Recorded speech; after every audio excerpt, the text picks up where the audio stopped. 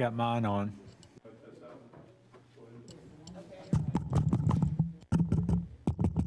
Hello, hello. Okay, all right, we're good? We're good? Yeah. You can turn it off.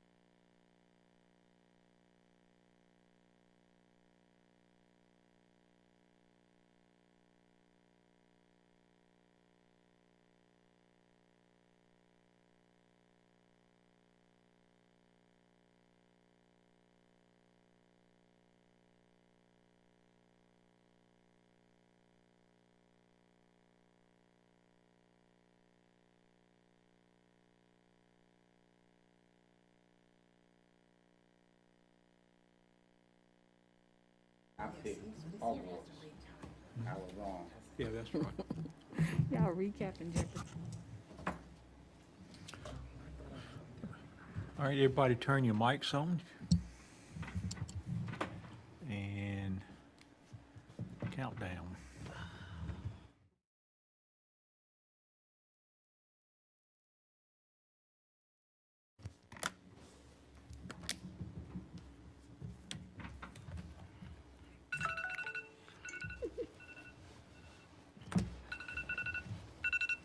If we give everybody 3 minutes tonight, we'd be out of here Yeah.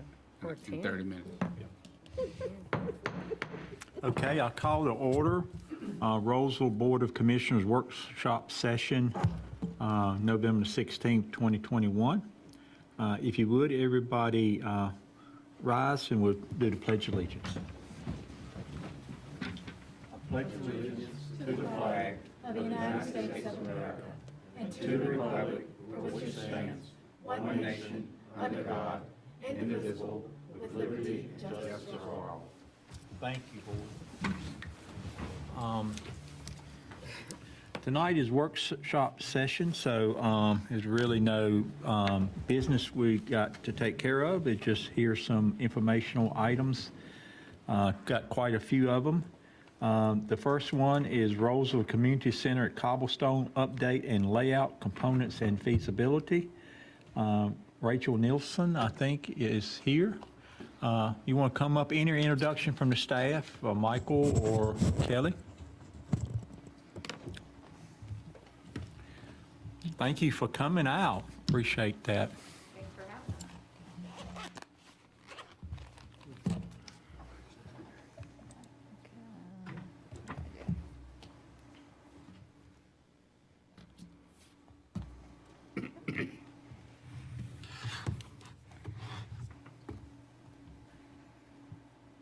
Thank you again for having myself and Ken Mayer here to kind of present where we are in the Cobblestone Community Center for the town of Rolesville. I'm going to take you a little bit through what you've seen before when we came here a month ago, 2 months ago, just to kind of refresh everyone's memory about kind of the process that we've been through to date. So we started with a visioning session looking at your former Parks and Recreation Master Plan, the programs that were noted in that as higher need and higher need spaces for that, again, that classroom space, multi-purpose space, festival event space, and classrooms for life skills and education. And that design to build a new recreation center or event center being one of those kind of higher priorities within that master plan. We took a lot of that information into our programming phase. Again, this hasn't really changed since we talked before, but just want to run through it. Those general spaces, the lobby, the vestibule, but really looking at this space as a true community center. So the ability to have that lobby area be an art gallery, be cultural enrichment space, pre-function space, gathering space for the event space, the larger event space. Those support space needs, staff spaces for the Parks and Recreation Department, and then the community athletic spaces. So that larger event gym space, storage room, kitchen. We talked about the variety of options for that kitchen, and then multi-purpose rooms, classrooms that can serve a multitude of needs for the community. We looked at two different options. Option A was the larger event space, the event space that was sized around a high school regulation court, high school basketball regulation court.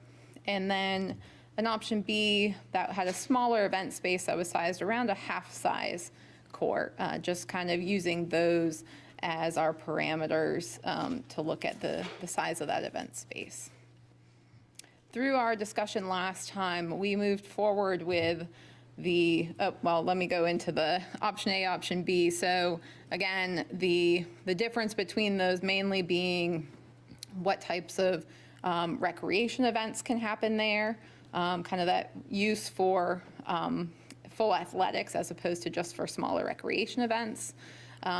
We did a seating count analysis, so looking at about 240 people seated versus 140 seated.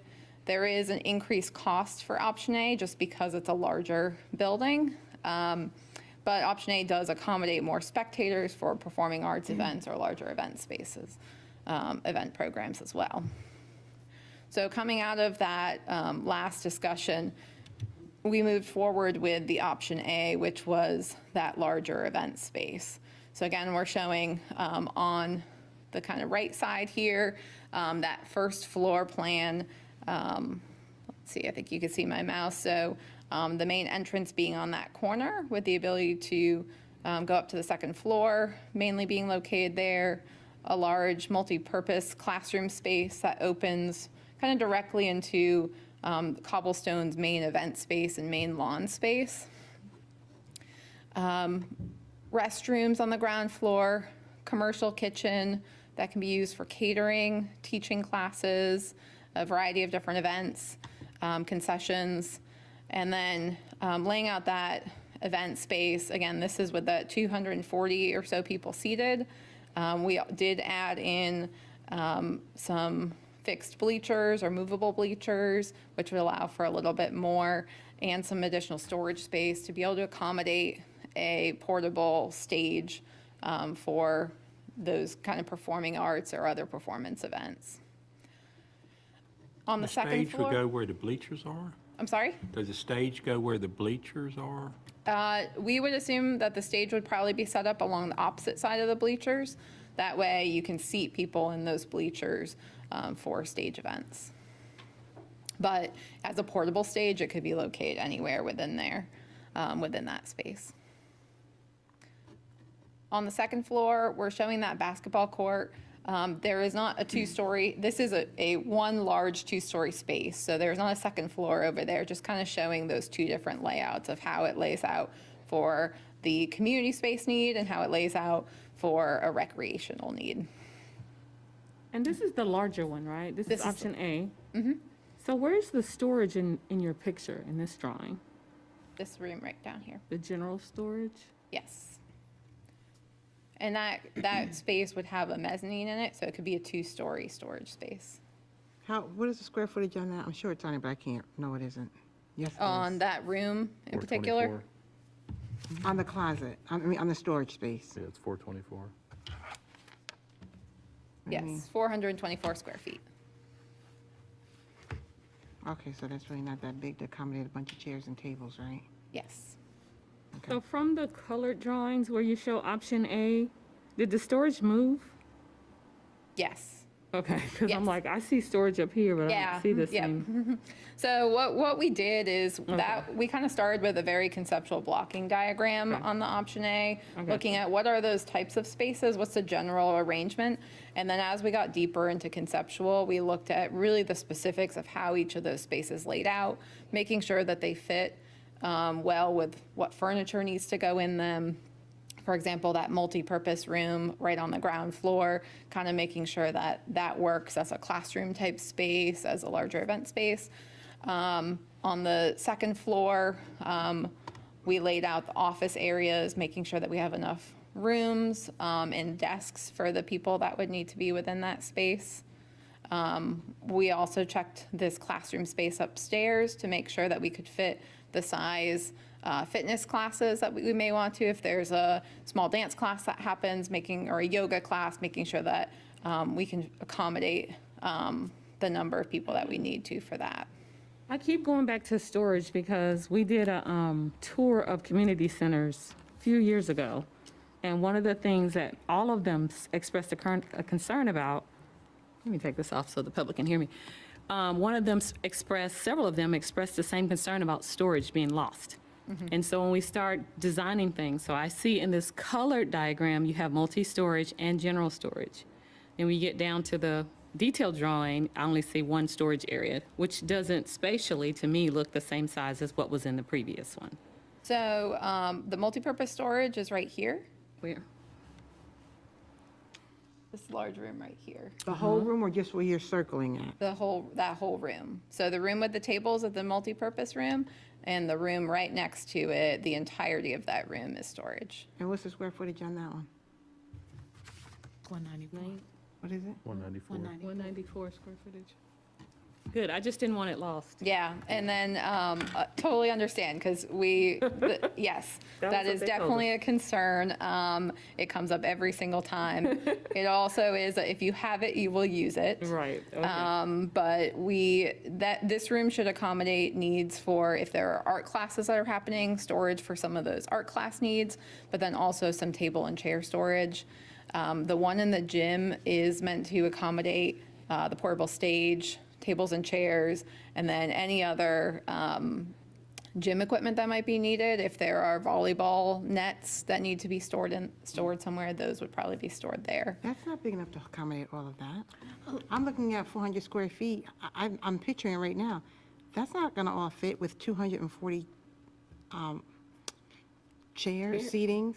You have tables, chairs, a storage, Well, stage. If you're talking about 400 square feet, that's 20 by 20.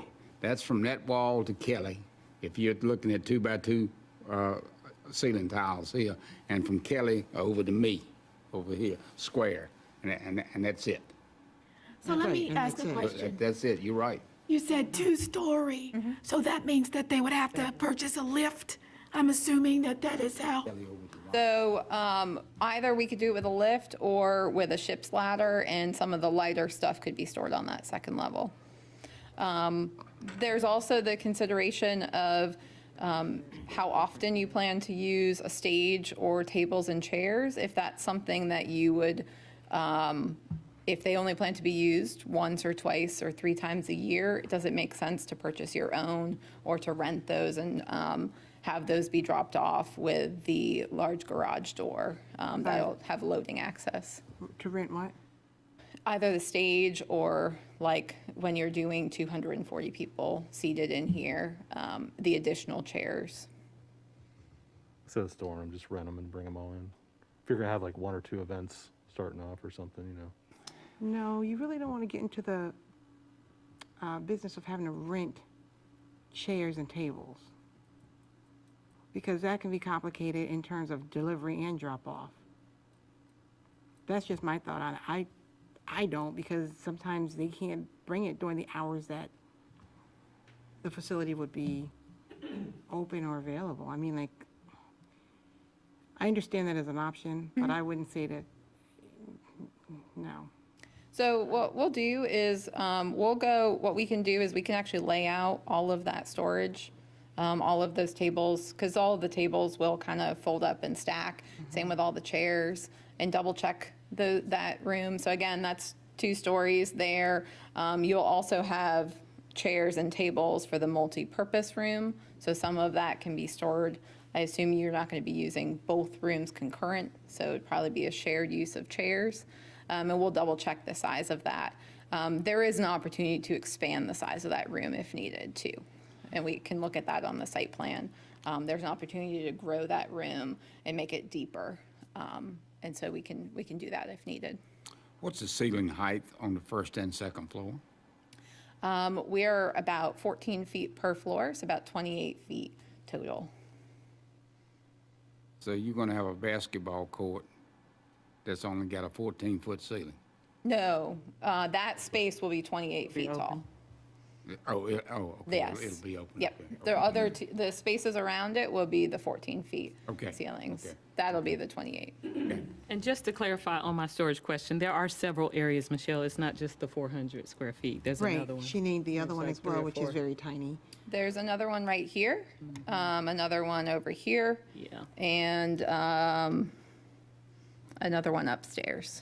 yeah. Right, but when you look at that storage, you're looking at storage for each floor that it's on. So it's not like adding them all together, so you have all this space for your tables and chairs and your stage and this, because each one of those rooms is gonna have a purpose in regards to what's being stored in it. So adding it up doesn't really make a difference if you're not gonna have the storage that you need for your art supplies or whatever items need to be stored.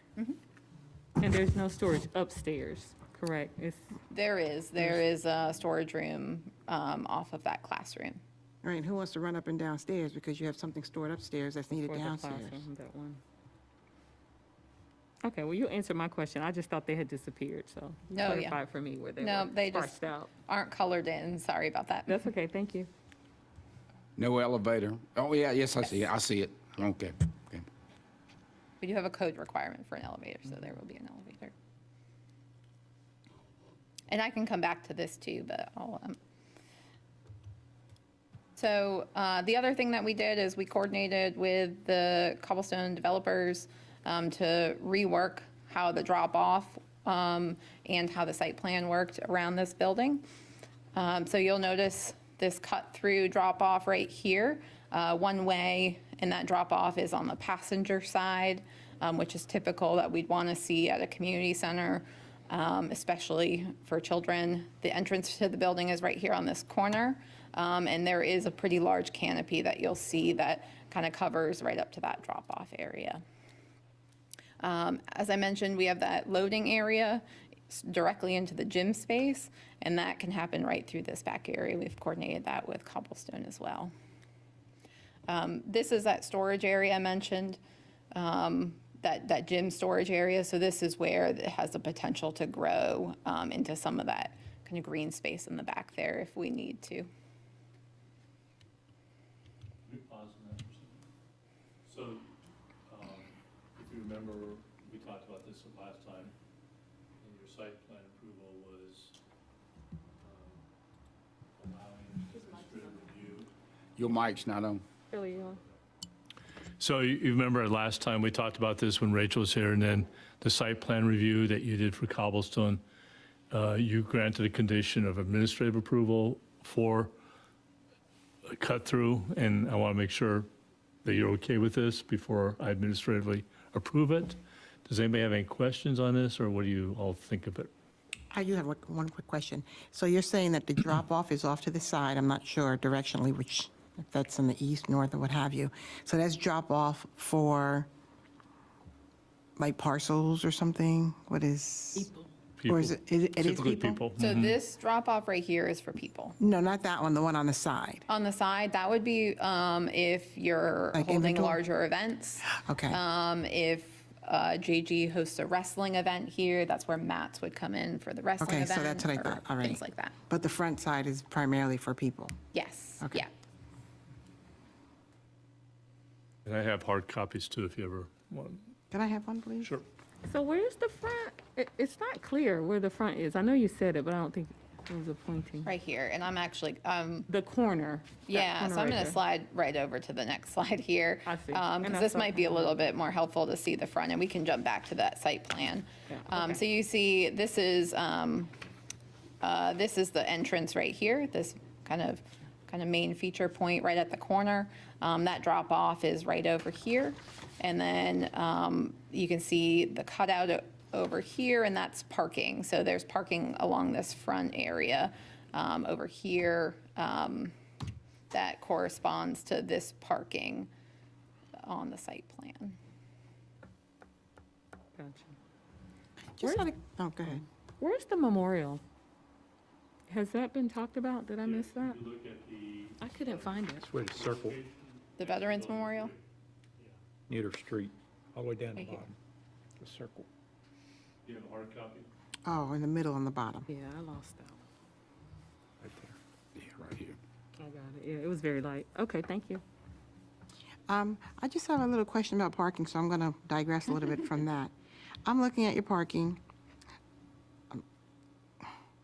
There's so much, but the one question I want to ask you is that all the handicap parking there is, or is this just an example?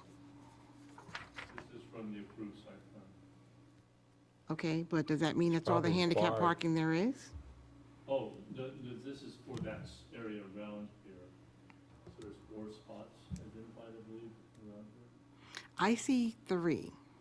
So there are, looks like 2 right here. Yeah, and the 2 top. over here. There's a couple more up back here. They're kind of spread out all throughout, it looks like. The ramps, I would imagine, right? Yeah. The ramps. Why so few?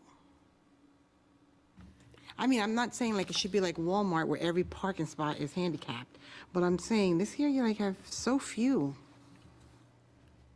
I think that's a good question for all the parking. that's Because I'm like looking at some of the buildings and you definitely need more handicap than, Granite Falls. I mean, I'm only seeing 3, you all are seeing 4, but, oh, I see 4. But that's just, doesn't seem, like, especially around the community center, there should be more.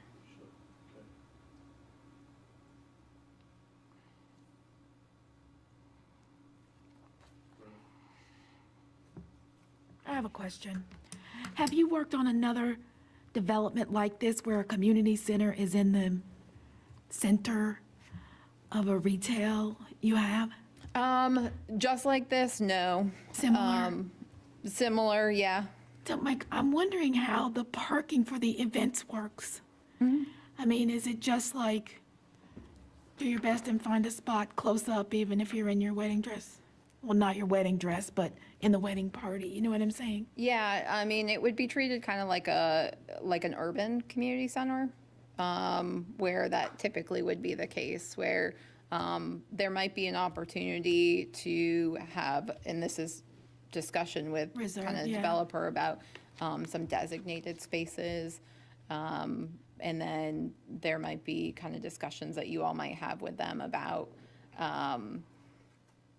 time of day of different events, and because I'm sure that they have a pretty good idea of kind of what the parking counts look like at different times of the day based on some of the tenants that will be in their buildings.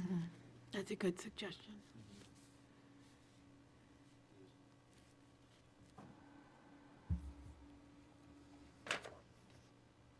Any other comments on this, on the site plan? Oh, what's in the middle of the little, I can't call it a roundabout, the amoeba, the Right here? oblong?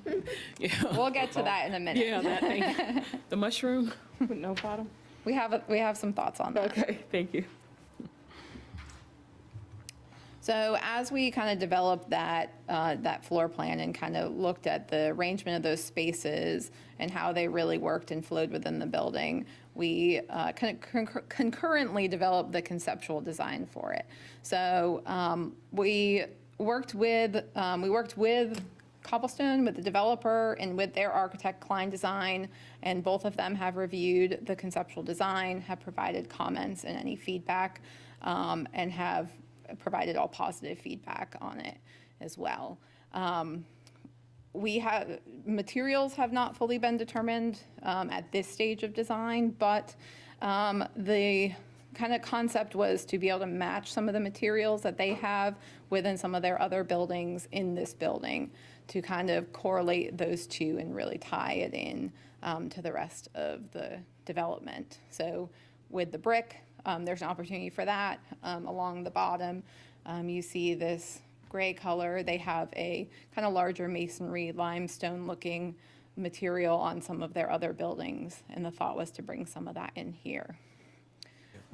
That's good to hear. I'm not exactly sure what I was looking or expecting when I saw this, but I didn't expect this. I mean, I was expecting, this looks really, I guess, urban, and if I think about Cobblestone, you know, they got a lot of rock buildings, and I don't think it's granite, but if whatever that stuff, the bottom levels are rock and stuff, and I don't recall seeing any brick, and this is brick and glass. And I guess before we finalize it, I would love to see the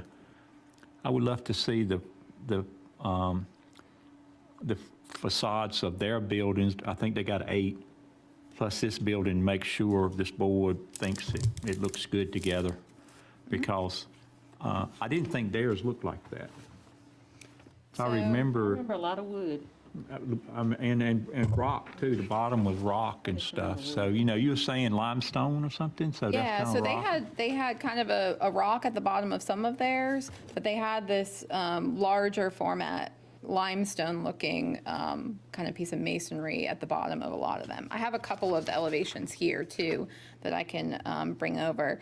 This building right here, building number 5, is that kind of restaurant building, a little bit different style than the rest of them, and that particular building is all brick.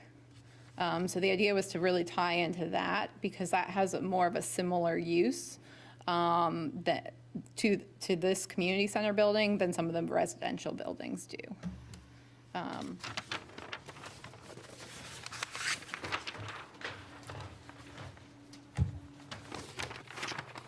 So I'll hold these up and I can bring these over in a minute, but so these are a couple of the elevations of the residential buildings. You can see at the bottom of this one, or it's very hard to see from back there, but the bottom of some of these here is all that limestone material. And then this is the elevation of the building right across the parking lot. So this is kind of, again, this restaurant building, building 5 right across the parking lot, which has a fair amount of brick, a lot of glass down at the bottom, especially, and then the screened areas on the side, which are kind of where that open air seating is. And is that an overhang, kind of that, Yes, yeah. kind of like It kind of complements this a little bit. Thank you.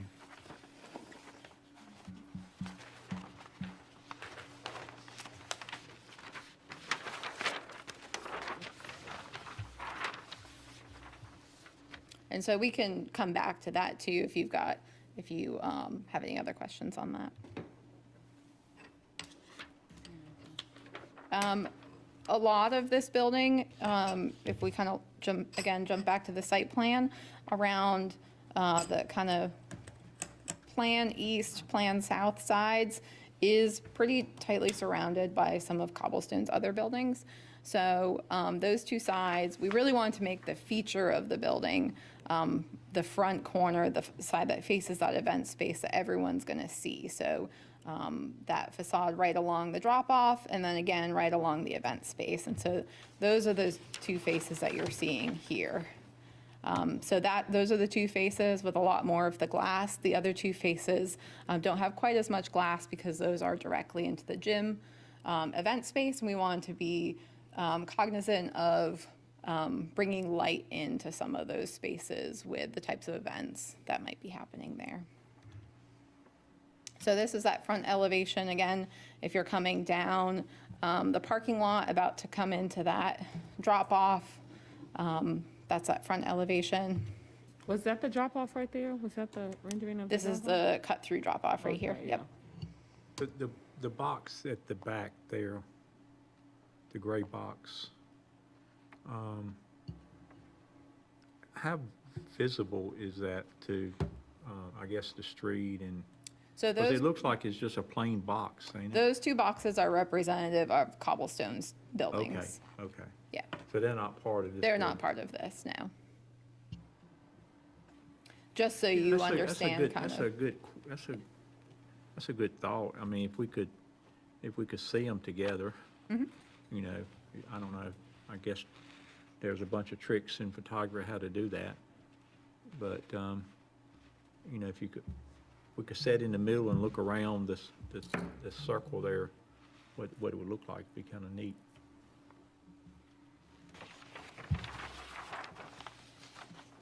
From an axonometric point of view, kind of bird's eye if you're up in an airplane looking down at it. The east elevation, so again, this is a lot of that side that kind of directly adjacent to one of Cobblestone's buildings, but that's your access into the gym for that kind of loading. And along this facade, these windows down here are what open that multi-purpose room, classroom right out into the open space for kind of to have an indoor-outdoor classroom type space. I have a question on your kind of aerial view, if you would go back to that one. So are these buildings, is this building going to be equipped so that we could at some point in the future, if we chose to go higher? That's up to you. We would need to modify the structural down on the bottom two levels in order to go to a third level in the That's future. expensive too.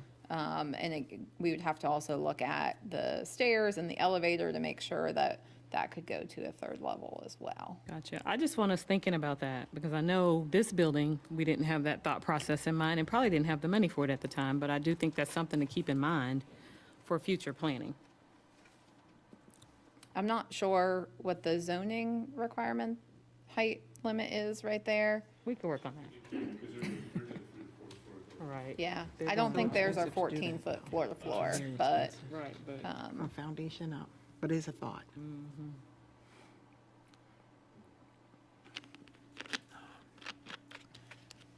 so you mentioned that kind of amoeba open space. So one of the things that we were told to kind of explore a little bit further from the last meeting was the clock tower concept. So there's a couple of different options for that clock tower, and we kind of alluded to this a little bit at the last meeting. There is that kind of standalone clock tower that could be incorporated into where that amoeba is. Really, that's kind of the center point of the Cobblestone development, really the central item that can go up a little bit taller than the building even. There is an opportunity to incorporate a clock tower or that clock tower into kind of where the Veterans Memorial is anticipated, right along that street front at that circle area. And then there's some other opportunities in other locations as well. The other part that we looked at was whether that kind of center corner, that corner of that building is what becomes the clock tower. And you'll see a little bit in that bottom rendering, we did put kind of this clock tower artistic model element in at the ceiling level. And here's a couple examples of what that could look like. So it could be something that really that corner of that building becomes a clock tower, not in the traditional sense, in a little bit more modern sense. And that clock tower can become an artistic feature element in the center of the lobby area. So I'd like to see an option for the amoeba area to match our logo, basically. It'd be tube steel and have that, to see what that, because I feel like the brick, I don't know, I feel like brick goes through phases sometimes with the look. Like sometimes it's old looking, sometimes it's new looking. But I feel like if you went with the structural steel tubing frame where you could see through it and everything, it still would be an accent, you know, it would stand out, but it still wouldn't be like cutting people's view off of everything else around there. So maybe something like that. And we could go a lot taller with that probably. And you're saying inside the amoeba? Yeah, yep. Yeah, keep it separate from that building, because if you, like you said, if you wanted to change something in that building, or you don't want to mess with clocks and everything else. Yeah, and the challenge of it on the building is that the building, as he mentioned, is actually lower than some of the residential buildings around it. So it's not going to be very visible from the street. And it's kind of cost prohibitive to take that one piece up just for that clock tower element. Gotcha. So. You're saying I think the steel? original, the Yeah, 'cause original it matches discussion this. was somewhere closer around the main Just like that, intersection. though. wasn't it? So you see it as you going How through. about it. the kind of steel? Was that not On the street? was that not discussion? What was that? I want the main discussion was talking about a clock tower 2 years ago when it started. It was more like at the intersection where people coming through town could see this clock tower. But I think that was when we thought that the privet part was going away, and it's not. Kind of changed the design options. That's right. I think the visual we all are visualizing was a Gateway. no privet building. You could see it internal into the development, somewhere that you could see it internal, but it wasn't specifically on the corner necessarily, but it was internalized in there. But that was the first developer's visual. Yeah, they were talking about kind of a gateway at that corner where you would look through and Well, you could what's- see it. What's Here. going in the corner where the old memorial, or while existing memorial is? Partially, it's a privet building. It's right, they're just space, I think. It's set here, so you Yeah, could look buildings would be through. up against it. Yeah, it looks like a building back there. Those are apartments. That's is that open space, ain't it? Looks like, Right on this corner? This building right here. Yeah, that corner there. It seems like it'll bring more attention to the apartments than anything else. And it also seems like, I mean, that's a thought, but would it be incorporated into the development? It seemed like it would be kind of sitting away from there. But I don't know. I don't know, something to think about.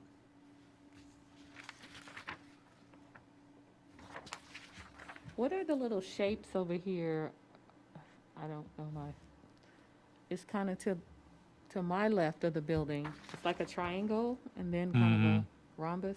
I don't know what the These shape ones? is. Yeah, what are those? those are planters. They're planters. Yeah. Gotcha. So Okay. green areas potentially. Or Okay, gotcha. something else, yeah.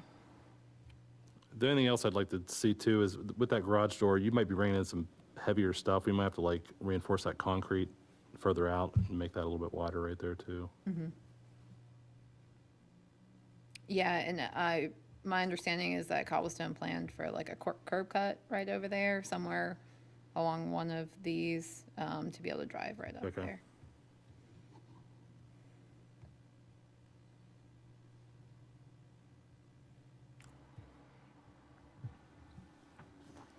What's the feedback, board?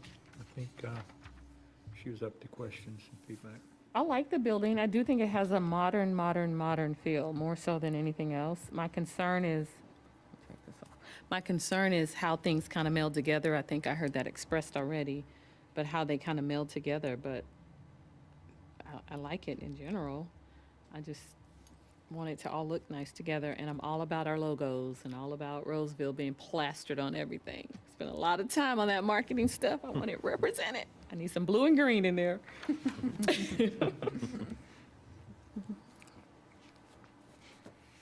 Others? I like the concept of the building. I think it looks nice, but when Ronnie stated that he'd like to see what it looks like up against the other ones, I can agree with that. It looks nice. I think that a separate clock tower is needed, in my opinion, either at the Amoeba or somewhere around that Veterans Memorial space. I don't know how big it would be and how much space it would take up or how big that space right there is, but that's right front and center of the entire project.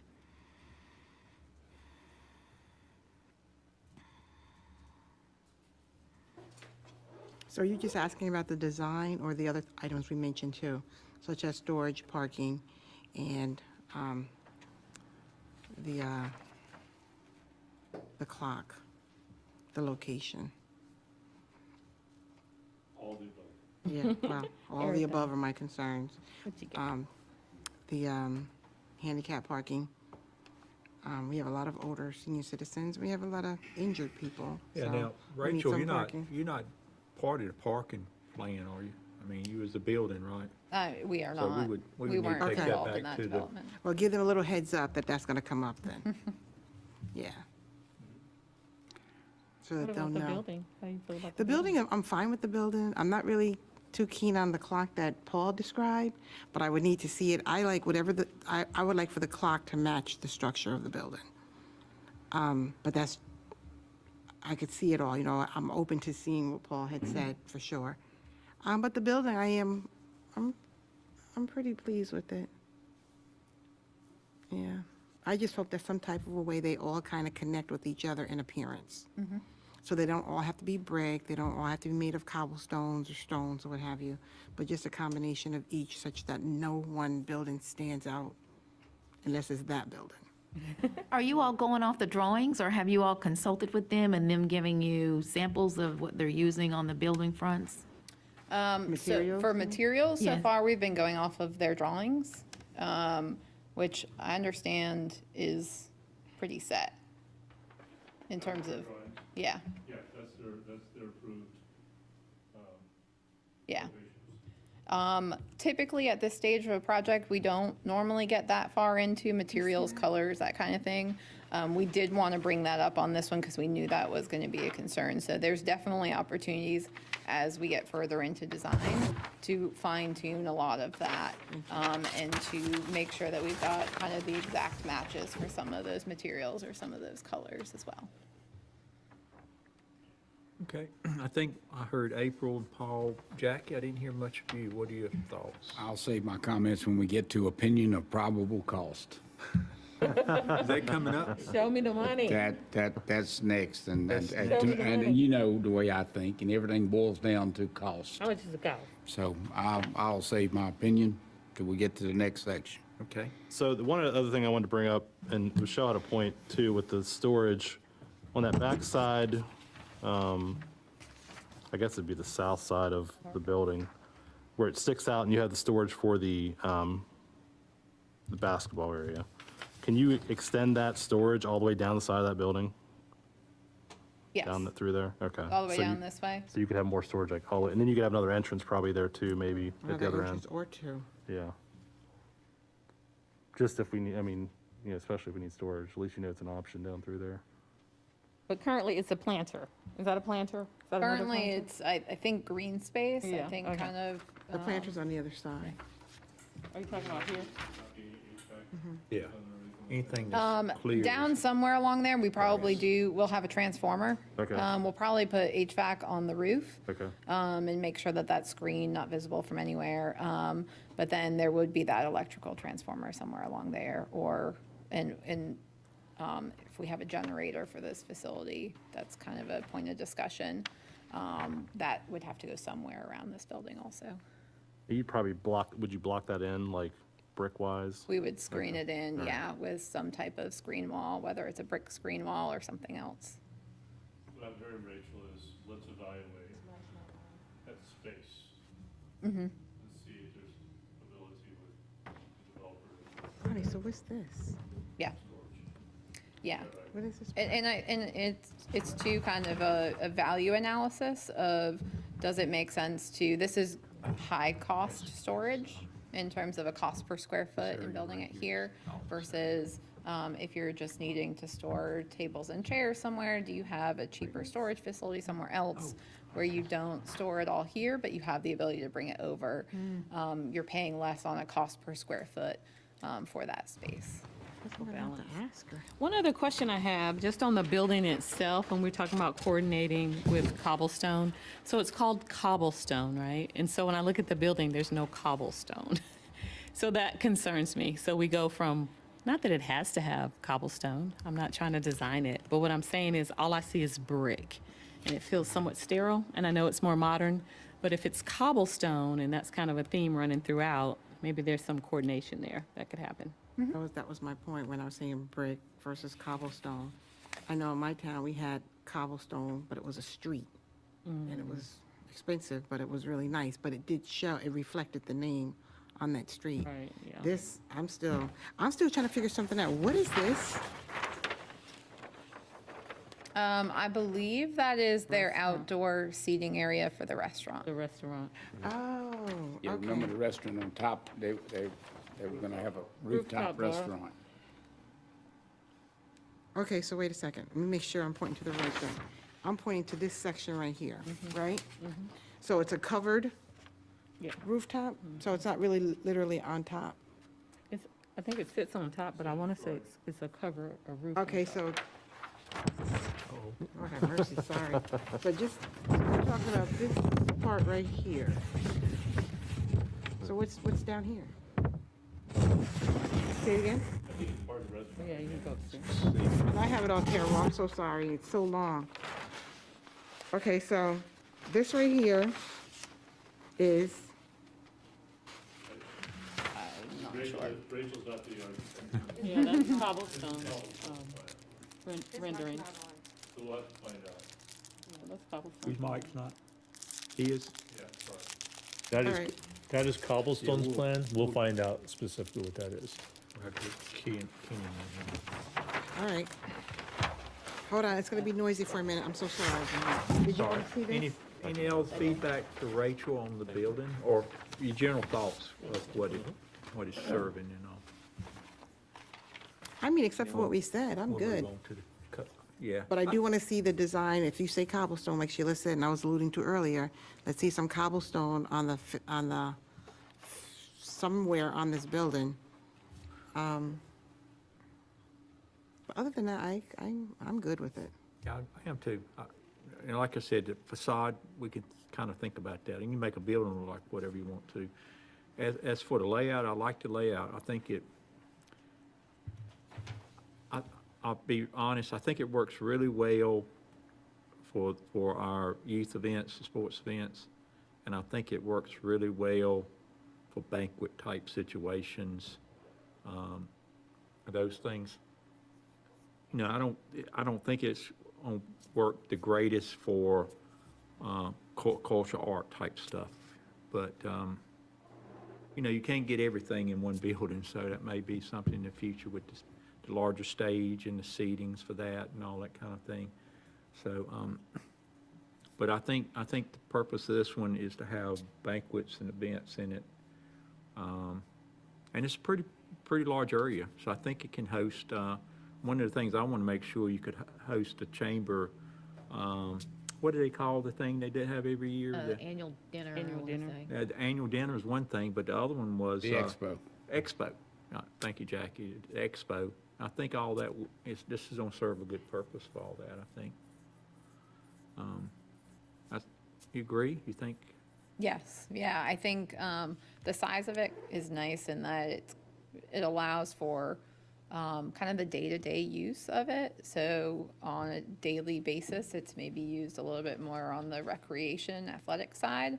but then on a weekly basis or a monthly basis, you have the opportunity to use it for community events, all kinds of other events, bring in some of your outside partners, things like that. Make some money. Okay. Now, Jackie, you want to talk about cost? Is that- Yes. Me too. All right. So what I've kind of divided this into is two. So we have a construction cost budget. We got a conceptual level, opinion, and probable cost. And again, this is very high level because of the stage of design we're at. This building is about 16,500 square feet of floor area. So it's bigger if you look at the entire building, but that's because we only have one floor of that gym. So it's 16,500 square feet at about $350 to $415 a square foot. That puts us in the $5.7 to $6.8, $6.9 million range as a construction cost. What goes into a project budget is a little bit more. So that includes the construction costs. It can include furniture, if new furniture needs to be purchased for this facility, which from our discussion, it sounds like it would. It includes non-fixed in place equipment. So fixed in place equipment is included within that construction cost. But if there's anything beyond that, that's in that kind of project budget number. Audio-visual equipment, some of that goes along with what kind of your IT needs are, design fees, meter costs, if there's any kind of utility or water meter hookup costs, signage, special inspections, and this is code required from a kind of structural and civil engineering standpoint. On this particular project, mostly on the structural end, because the civil engineering end is handled elsewhere. And sorry, I've got design fees in there twice, only need it once, so. And so we've got that construction cost budget. The next thing would be to look at all those different line items that go into making a project budget to be able to help to put together a project budget for you so you understand what the cost is beyond just construction. So the construction don't have design fees in it? No. And no soft cost at all. I have a big problem with this. Spending $400 a square foot of taxpayer money for something like this. I would have to see a line item or estimate of everything, and I don't see land cost in here. Now, we're building this on land that we sold to Cobblestone. Okay, so are they giving us the footprint? Yes. They are giving us the footprint, okay. All right, that makes it a little better. It will likely be $1 for the lease. Yeah, okay. Okay, So, to expand on Commissioner Wilson's thoughts on the square footage price, what determined it be that much for this type of building, I guess? Mostly market conditions right now in terms of cost. Ronnie, And this is what we've been seeing on a lot of current projects of this type. and I can tell you from experience, and as everybody knows here, that I was the one in charge of building Granite Falls. We were given budgets like this, and then we valued, engineered them. In other words, we looked at them and decided what was a want, what was a need. Do we need marble, or do we need granite? And this project, I wouldn't touch it unless I was able to value engineer it, because I'm spending taxpayer dollar. And $400 a square foot, when a lot of it is open space too, this is outrageous. And that 415 number is not value engineered at all. So that's kind of your high-end, everything, like top line, high-end finishes piece, so. I mean, just so you this understand the is the Rolls Royce when we should be driving the Ford. But you know what, how come it takes, thank God you mentioned that. We're always presented with the highest number, it seems like. Every time. Why? So we've presented you with the lower end range and the high end range, so you understand kind of, if you're looking for a really high end event space, then you're gonna wanna look on the higher end range for some of the finishes that are in that event space. But you said 300 to 350, right? 350 is 350 to 415. If you'll look Oh, on. wait, okay, so that's a lot. So what would, I guess, what's our next step options? I know it's different ways to engineer and construct. Some you can use design and construct at the same time. Yeah. What was your, do your company do the next step, which is the design phase of it, and then we would have somebody else to construct it, is that? Yes. So I'll kind of lean on you for some of this as well, but kind of part of the next phase is to understand from you all what is that project budget, that construction cost budget that you're comfortable with. And then as we move into that next phase, we have a number that we are designing to. And as we go through the stages of design, we can look at finishes that fit within that budget. We start to look at where the value, and we prefer to call it value analysis at first, because we don't want to totally value engineer the value out of it, but really looking at kind of the comparison of cost to kind of long-term value for you for the facility. And that kind of drives the next phase of design is what that budget is as well. And then we would put it out for bid. Yes, And and we that's would- when we you get would your do final that. numbers. So our firm does facilitate the bid process. We can facilitate the bid process. Or we could do it ourselves. It would be helpful to have them as a part of it, but we make the final Yes. decision. But I know you can do it when you're having a residential house built, so this may be totally different, where you can have somebody else do that for you outside of your builder. Yes. And they work with you, the client, more so with the group that's doing what Cobblestone is doing. Well, you're not Cobblestone, I'm sorry, right? I'm sorry, my apologies. So, yeah, I just can't remember what that title is that. so there are a does that. few different procurement options. Getting a little bit ahead, and I'll go to this next step one here. You kind of have three main options on a project like this. There's the standard one is your design bid build, which kind of he described, which is it gets designed, it goes out to bid, you get hard bid numbers in. As a public entity, you pick the lowest number, you go with the lowest number, and then you start construction with that company. And the design team stays on board to kind of facilitate the process throughout.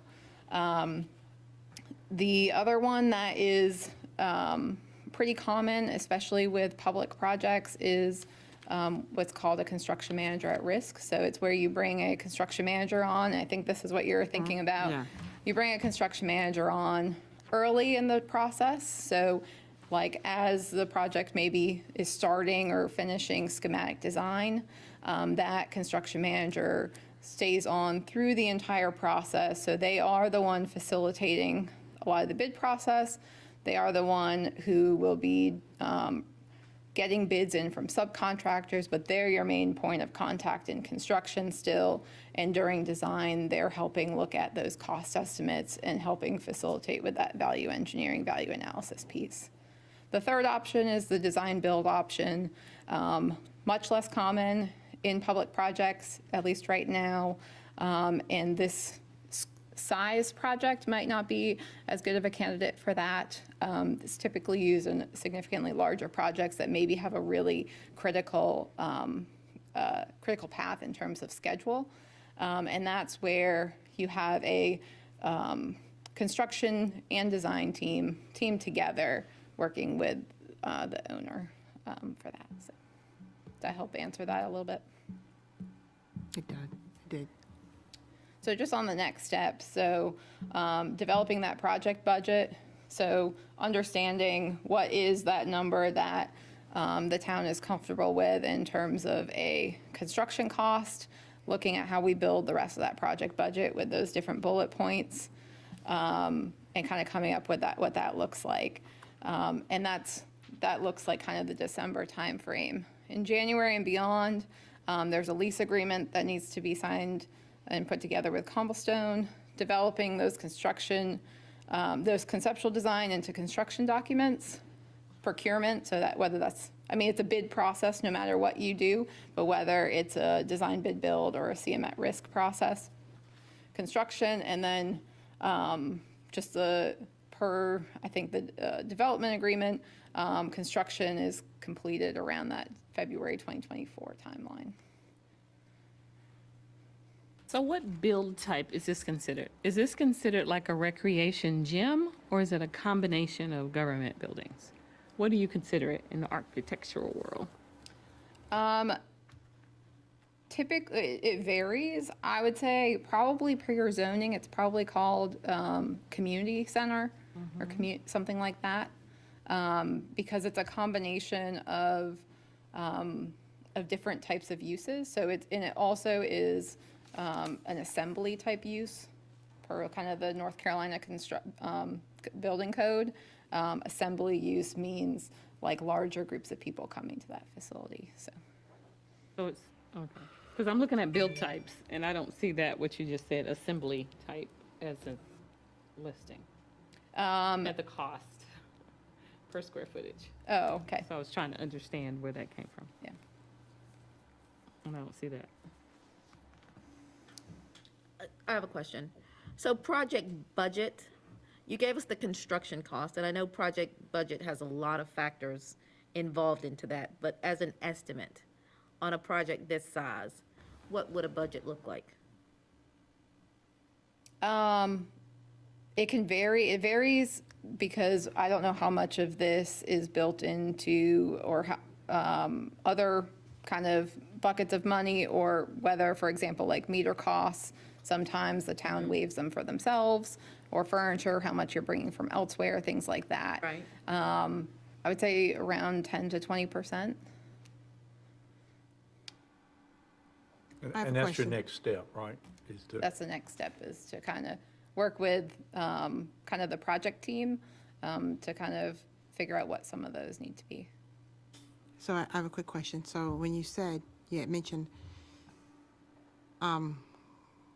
what we wanted to pay, right? Something to that effect. How do you even arrive at that? Because clearly we don't want to pay 300 anything. So is it a matter of scratching this off and that off, like you said? Or like, how do you arrive at that, Kelly? You know what I mean? Because take that? You want me to? you said it more than once. I'm like, well, how do you do that? Well, what I'm hearing is you would rather have a starting point at the lower end. But maybe not even the lower end, because that's still high. But I'm not saying it's not realistic or unrealistic. But how do we know to step in and say, maybe 250? Like, what is that going to buy us? So how do you determine that? When you said it, was there a way to determine what price the town would prefer to pay? So that range is for something similar to kind of what we're showing you here. If you are wanting to pay $250 a square foot, you're probably not going to get something that looks like that rendering. Whether that's the size of the building, or whether that's the materials or the type of construction. get something that look like Dollar General, maybe? Maybe, but Dollar General's nice, so say that. But anyway, no, I was just wondering, when you said it, I thought there was a path to how we would come up with another number. And I'm still asking, how do you come up with another number?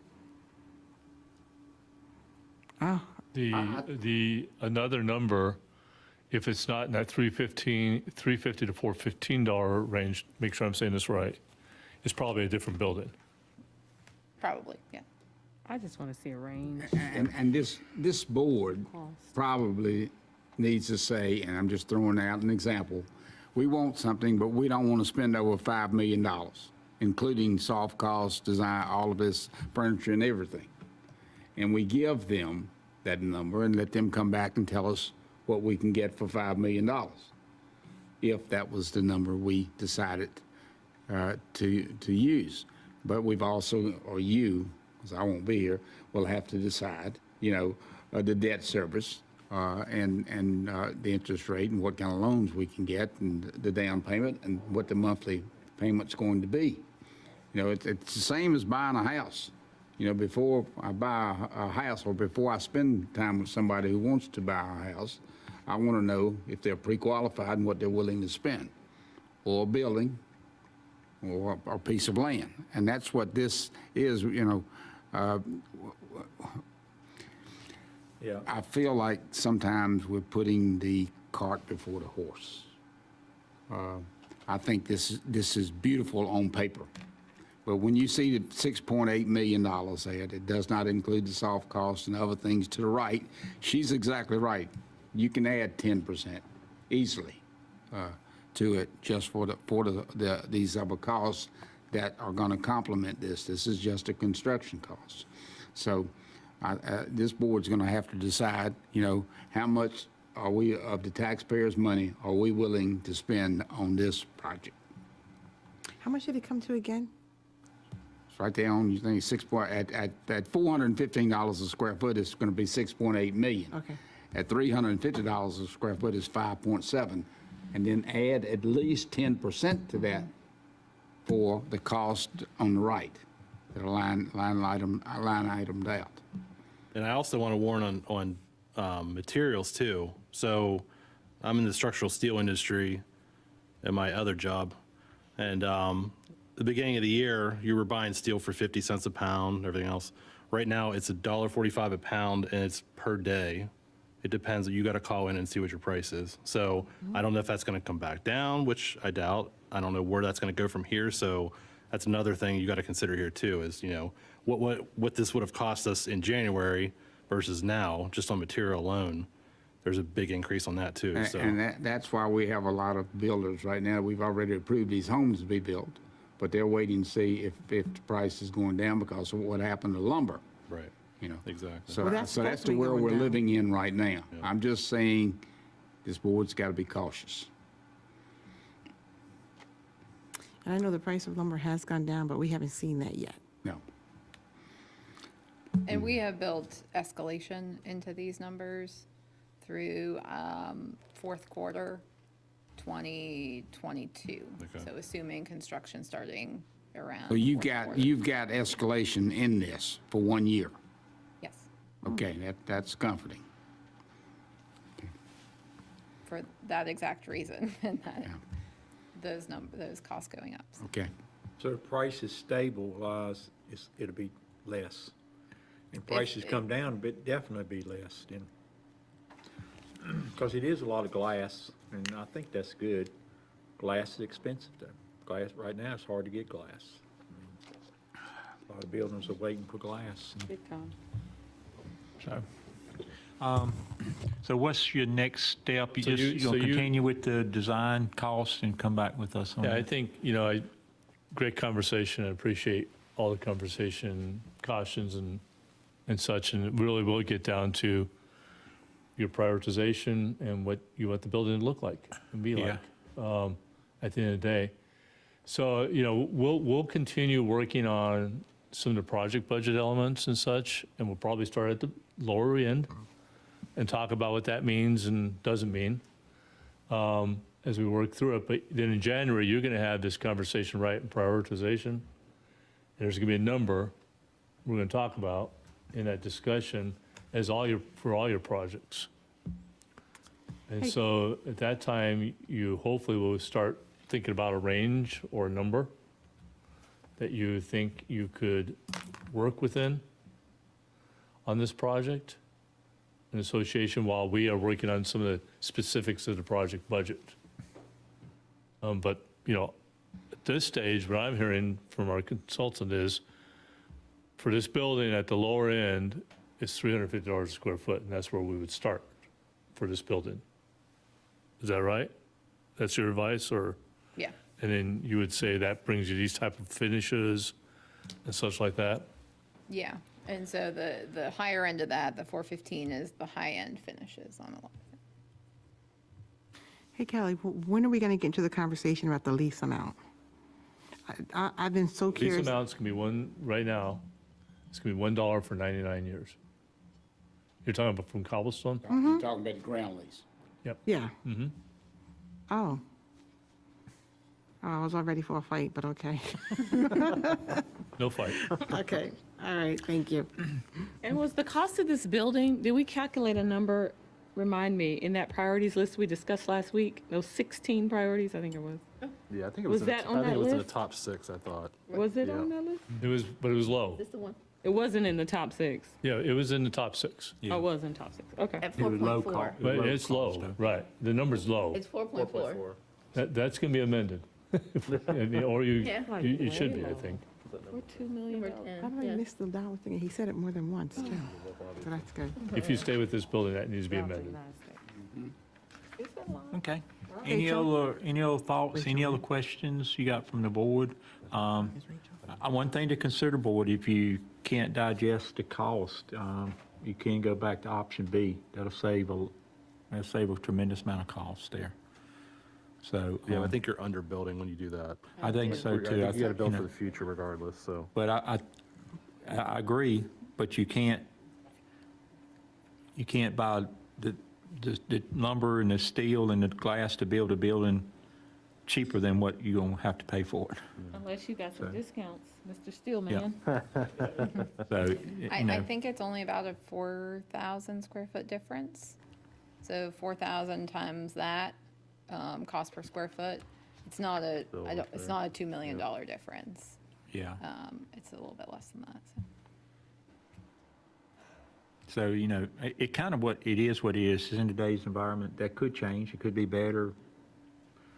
But that's It to could have be- this building, she said, right? That's to have this building. But it could look different. And it could be higher in 6 months. It's true. It could be. Yeah. All righty. Well, thank you. You're Next. just Thank the you. messenger, right? She's like, okay. Well, I think what we got out tonight was you like the building size, you like all those questions you raised up, you want us to continue exploring. And then we'll start some of the program elements and probably come back February-ish.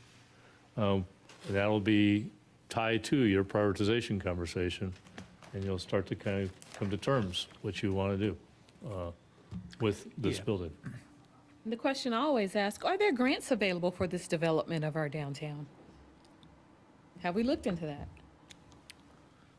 That's all, to me, that's always a question we Right. should answer, especially Yeah. with Bruce Nagelin. Where's Michael? Is Michael in here? Michael, I know Bruce Nagelin knows a lot about grants and downtown development and all that, so this may be an area he can help us with. Sometimes there's money available for community buildings. Exactly. Yeah, let's look into that. You know, ARP's my next. But Rachel, how much environmental considerations is built into this price in the building? And I'm talking about energy saving devices, you know, maybe even solar panel type Solar. stuff. Any environmental considerations built into this price? There are no solar panels built in.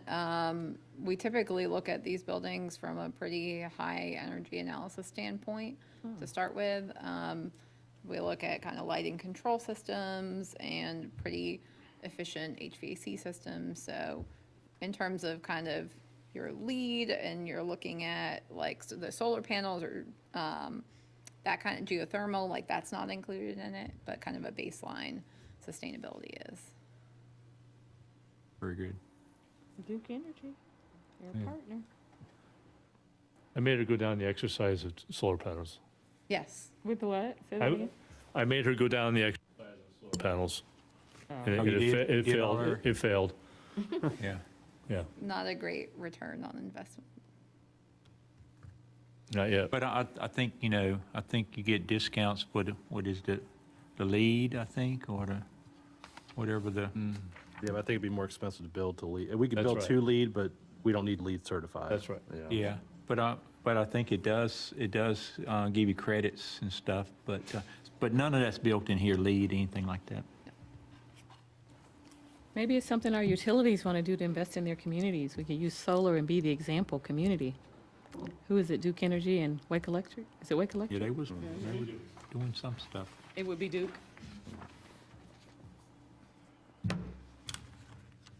All right. Thank you, Rachel. All right. Thanks. Thank you Good very much. presentation. Appreciate that. Thank you. Okay, Michael, I think you continued. Next item is Commercial Growth Feasibility Study, Introduction and Interim Report. Set up the Zoom meeting capabilities here real quick.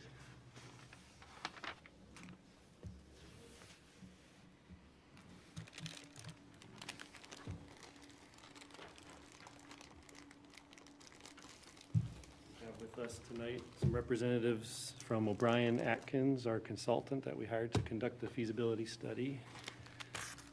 And I'll get signed in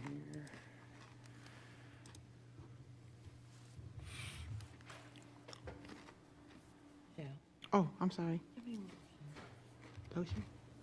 I might. I'm sorry, Paul. I was gonna ask Paul too. May have taken it out. Let me take a look.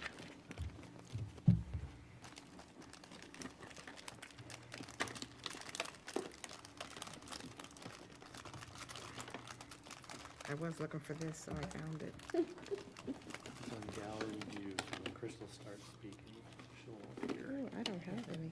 No. Slides for it. Good to know, because I like to have lotion on me all the time. Go. Hey, Crystal. Yes, I do. You're up there, right? Yes. Never mind, Sheila. Paul, you can borrow some if you like.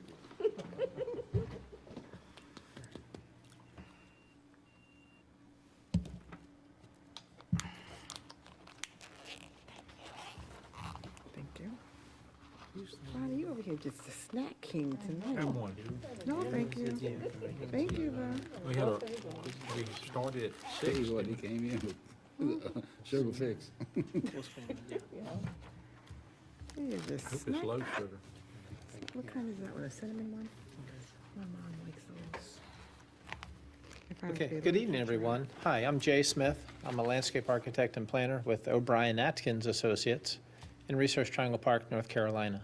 And we're delighted to be here today, this evening. Joining me tonight is a consultant who's joining virtually. You'll meet her in a moment. Her name is Crystal Marfus. She's coming to you from Elkin, North Carolina. But Crystal is a specialist in doing economic development analysis and market analysis. You'll hear more about that here shortly. But with me in the audience is Jim Nichols. He leads our business development at O'Brien Atkins. So we're prepared to go through an update for you tonight on the feasibility study. Much different from the last conversation you were having. The scale is going to change dramatically. You were down looking at very close micro detail. We're about to look at things in a very macro way. So put your different scale hats on, and we'll have a much larger and bigger conversation. Crystal, I hope you can hear us. All good, is that true? Yes, I can hear you. Can you hear me? Yes, we can hear you good, thank you. Crystal, I've got a slide I put it here in front before you jump into market analysis. I wanted to make sure everyone understood the width and breadth of our study. And as I said a moment ago, it's a large piece of land we're looking at. Michael and I and Kelly have looked at a piece of land that's probably about 1,100, maybe a little bit more than 1,100 acres of land, which is currently undeveloped. And we're looking at this land to evaluate its feasibility for commercial growth, for the obvious reasons that you're very well aware of. How we might look to the future and how this land might be something different than what perhaps we're accustomed to seeing development around Rolesville, but look to the future. Perform a market analysis, and that's what you'll hear from Crystal this evening on. She's begun that task. She's not completed yet, but she's waded into it far enough where she can give us an update and you can get a sense of where things are headed. And then it's also a planning study. So in this planning, we will take the information that Crystal develops and we will begin to put pen to paper and see how it could look on this 1,100 acres and give you a glimpse of what the future could look like for a new development in Rolesville. So with that, Crystal, I think you're next, and we'll go through your slides. And just tell me when to advance, and I'll advance for you. Thank you, Jay, and I'm glad to be with you virtually, as Jay said, from Elkin, North Carolina. I'll be brief. I have a few slides, as Jay mentioned, the market analysis portion of this study really looks at what's happening in the economy in terms of demographics and economic profile. Demographics are really important. As you know, companies follow talented workers. So we want to first see what the workforce looks like in and around Rolesville. We want to see what the retail marketplace looks like and what types of companies might take advantage of the marketplace that you have. So the first slide shows population growth. This is not news to you. Rolesville is a very fast growing community. This is important because companies want to see a strong talent pipeline. They want to see a growing pipeline of skilled workers for the future. Also, companies that are involved in a wide range of retail and service sectors want to see a growing population, which means growing marketplace. So this is very positive. Next slide. Again, this is not news to you. You know that your community is made up of a lot of younger families, is a predominant profile there. And you'll see the median age is really right in the middle and right along with some of your peers and the county. Again, this is good news. Companies like to see, again, that talent pipeline, and so they like to see a younger workforce. The next slide. This shows race and ethnicity characteristics of the community. Again, you're familiar with this information. Rolesville is a predominantly a white community with some African-American population, as well as some other races and ethnicities represented here, but predominantly an overall white community, which is not unlike your neighboring communities in Wake County. The next slide shows educational attainment. Again, this goes to the workforce that companies want to see, a highly educated workforce. Again, it's not news to you. You know that you have a really a highly educated population. And again, if you compare that to your peers in Wake County, it shows very strong in terms of a graduate degree, bachelor's degree, and even an associate's degree. Again, this is, again, very positive. The next slide up shows income levels. And you'll see that the Rolesville per capita and household incomes are shown. They are both above the average of the comparable cities. We picked two towns that are close to Rolesville, Wake Forest and Zebulon, for this comparison, the comparison in the market analysis, and the county. Again, you know, just intuitively living in the community that it is a relatively affluent community. So young families, highly educated, affluent, higher disposable income, which is good to attract retail and service businesses. The next slide shows households in the community. You'll see we took a radius for this and a couple of other data points as a central point in Rolesville. We looked at data 1 mile, 3 miles, and 5 miles from a central point in the town. And you'll see a significant number of households in that radius. And as you know, it encompasses more and more communities nearby. The next slide shows a little bit more information about housing. This is a housing affordability index from ESRI. It's a common data source used.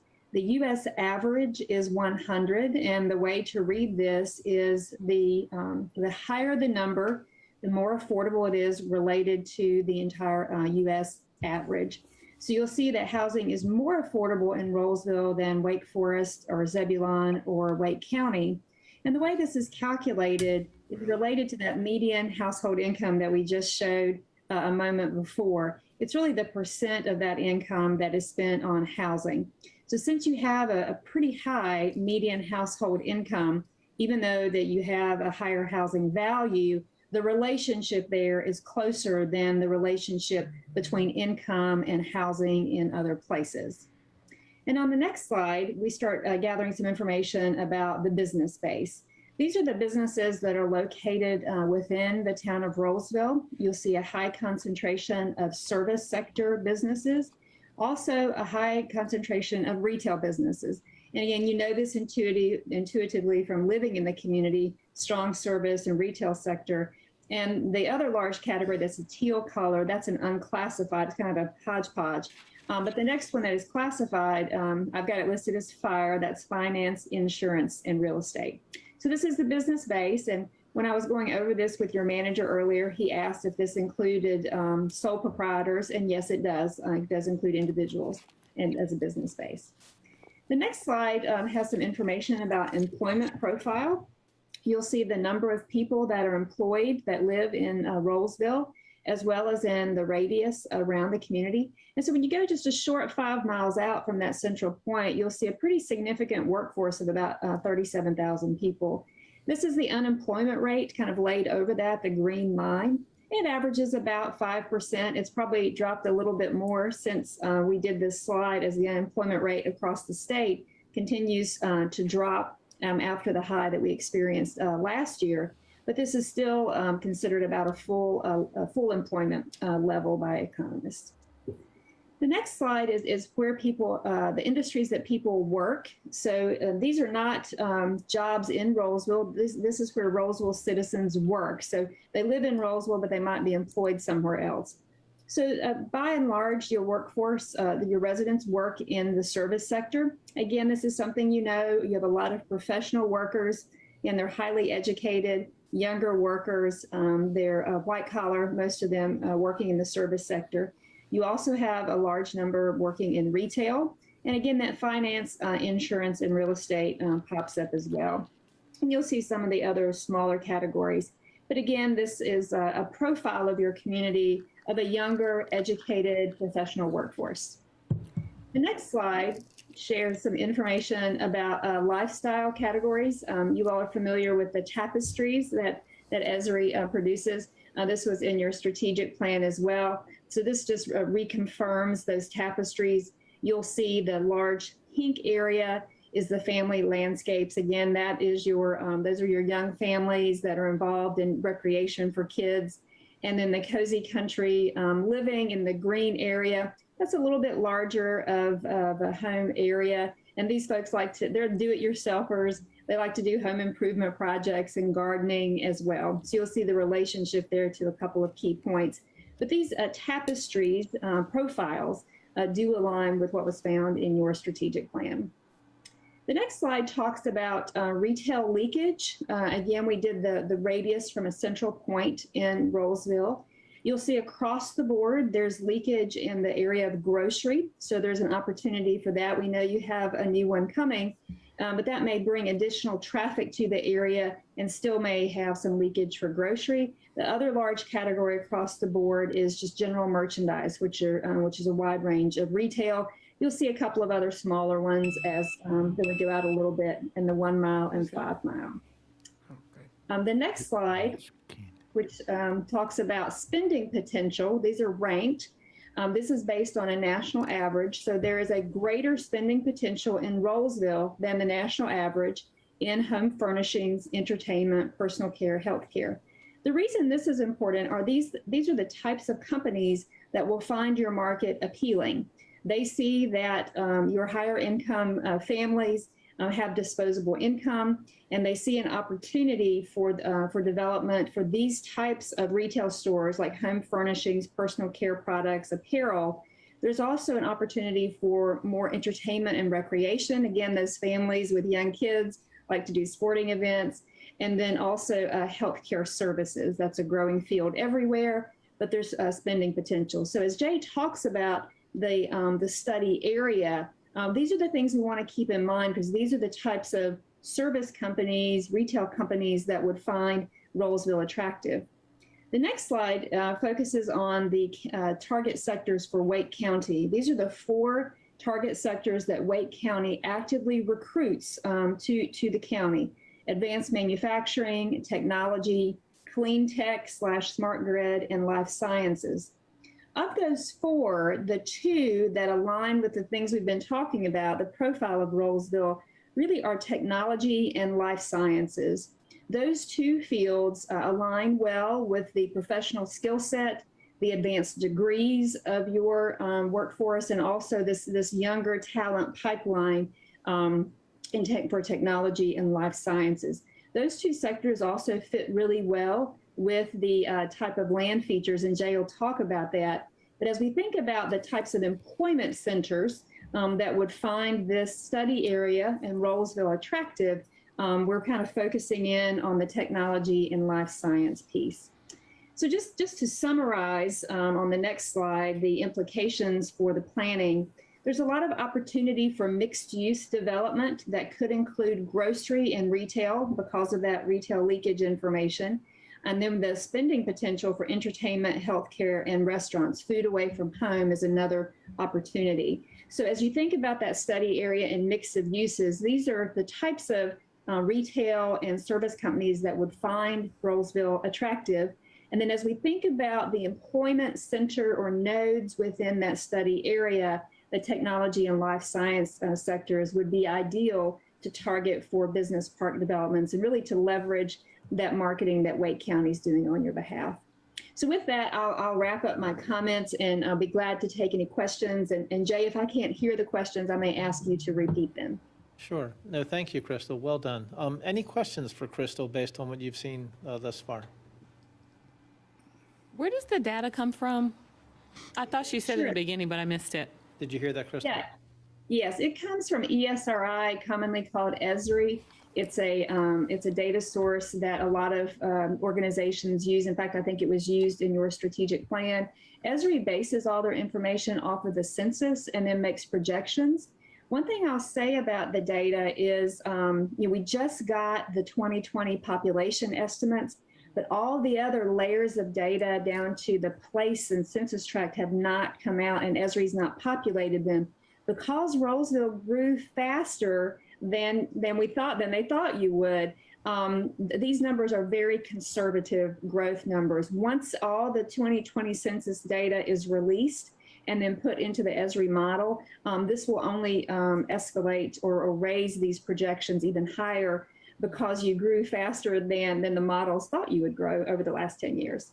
But thank you for that. But currently it's based on like 2010 census data?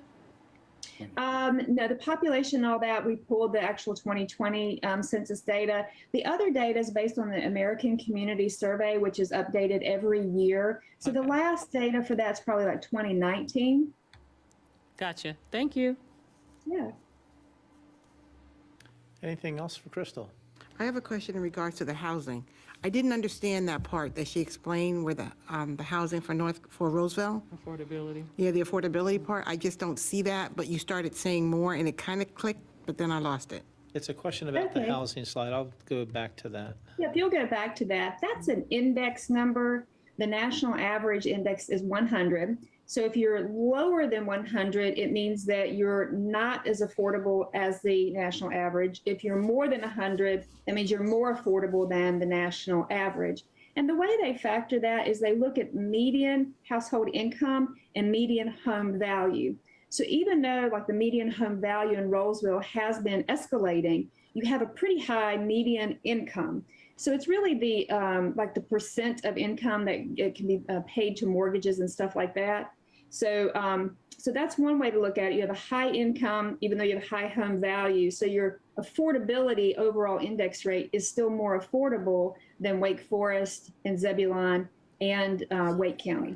Yeah, that doesn't make sense. Okay, but so what I'm not understanding is it really taking into consideration those who were able to afford to move to Rolesville versus? No, it just looks at the current population's income and the current home value, and then there's a relationship between those two. It doesn't take into account someone who wants to move to Rolesville and is having a hard time, affording a new home. No.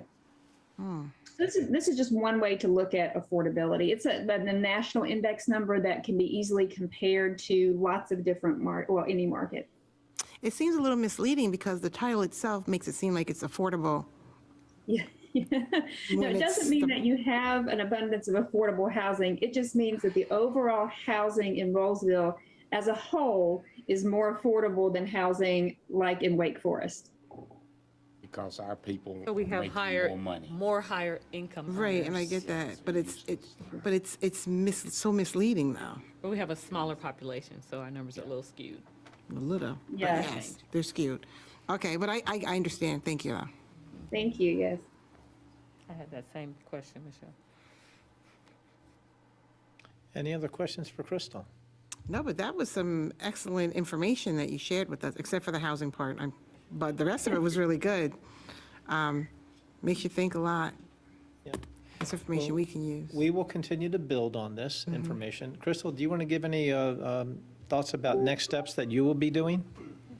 Absolutely. So as we continue to refine this data picture, we are preparing to launch a business survey. We're working with staff, hopefully to get that launched in your weekly communication on Friday. This business survey will ask businesses why they're located in Rolesville, what their future expansion plans are, what hurdles they face to operating in Rolesville. And that will help on the implementation side of this study. So once this study is finished, there'll be areas identified for mixed use and to recruit certain types of companies.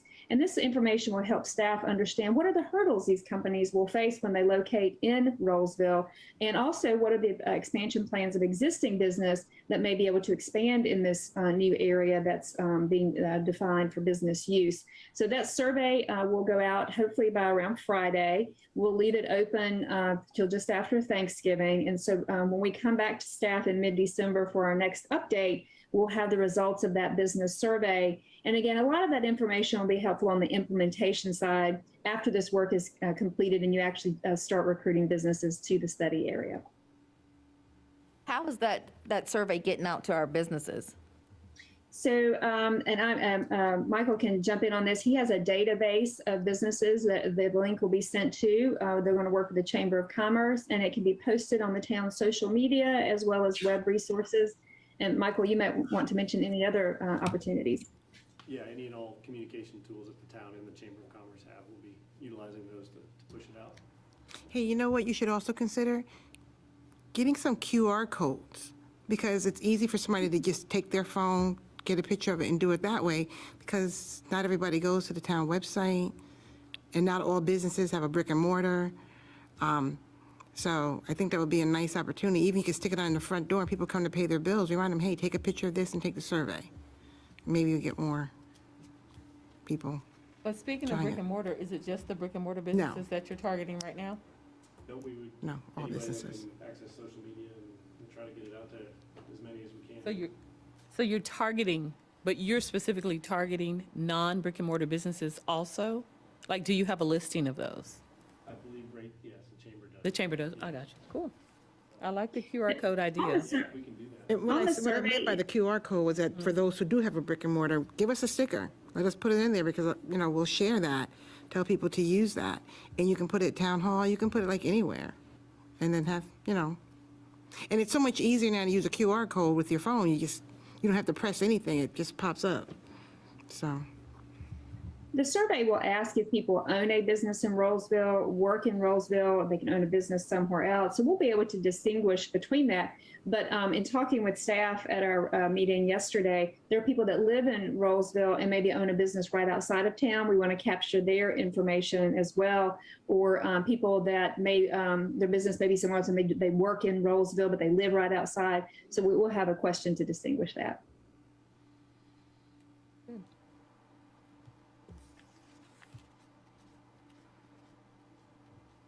Thank you all for the information and look forward to getting more information. And Jay, I'll cut my video off and mute myself, but I'm going to listen to your presentation. So if you need anything else from me, just let me know and I'll cut my video back on. Great, thanks, Crystal. Okay, so there's Crystal's firm, Creative Economic Development. You have in your package a number of these slides. I have finessed a few of them, but for the most part, you'll be able to follow along. This is our study area, or as I call it sometimes, our playground. These are colored and shaded just a bit differently so that we can draw contrast between the different tracts of land. As you can see, there's a number of tracts of land, all totaling in excess of 1,100 acres.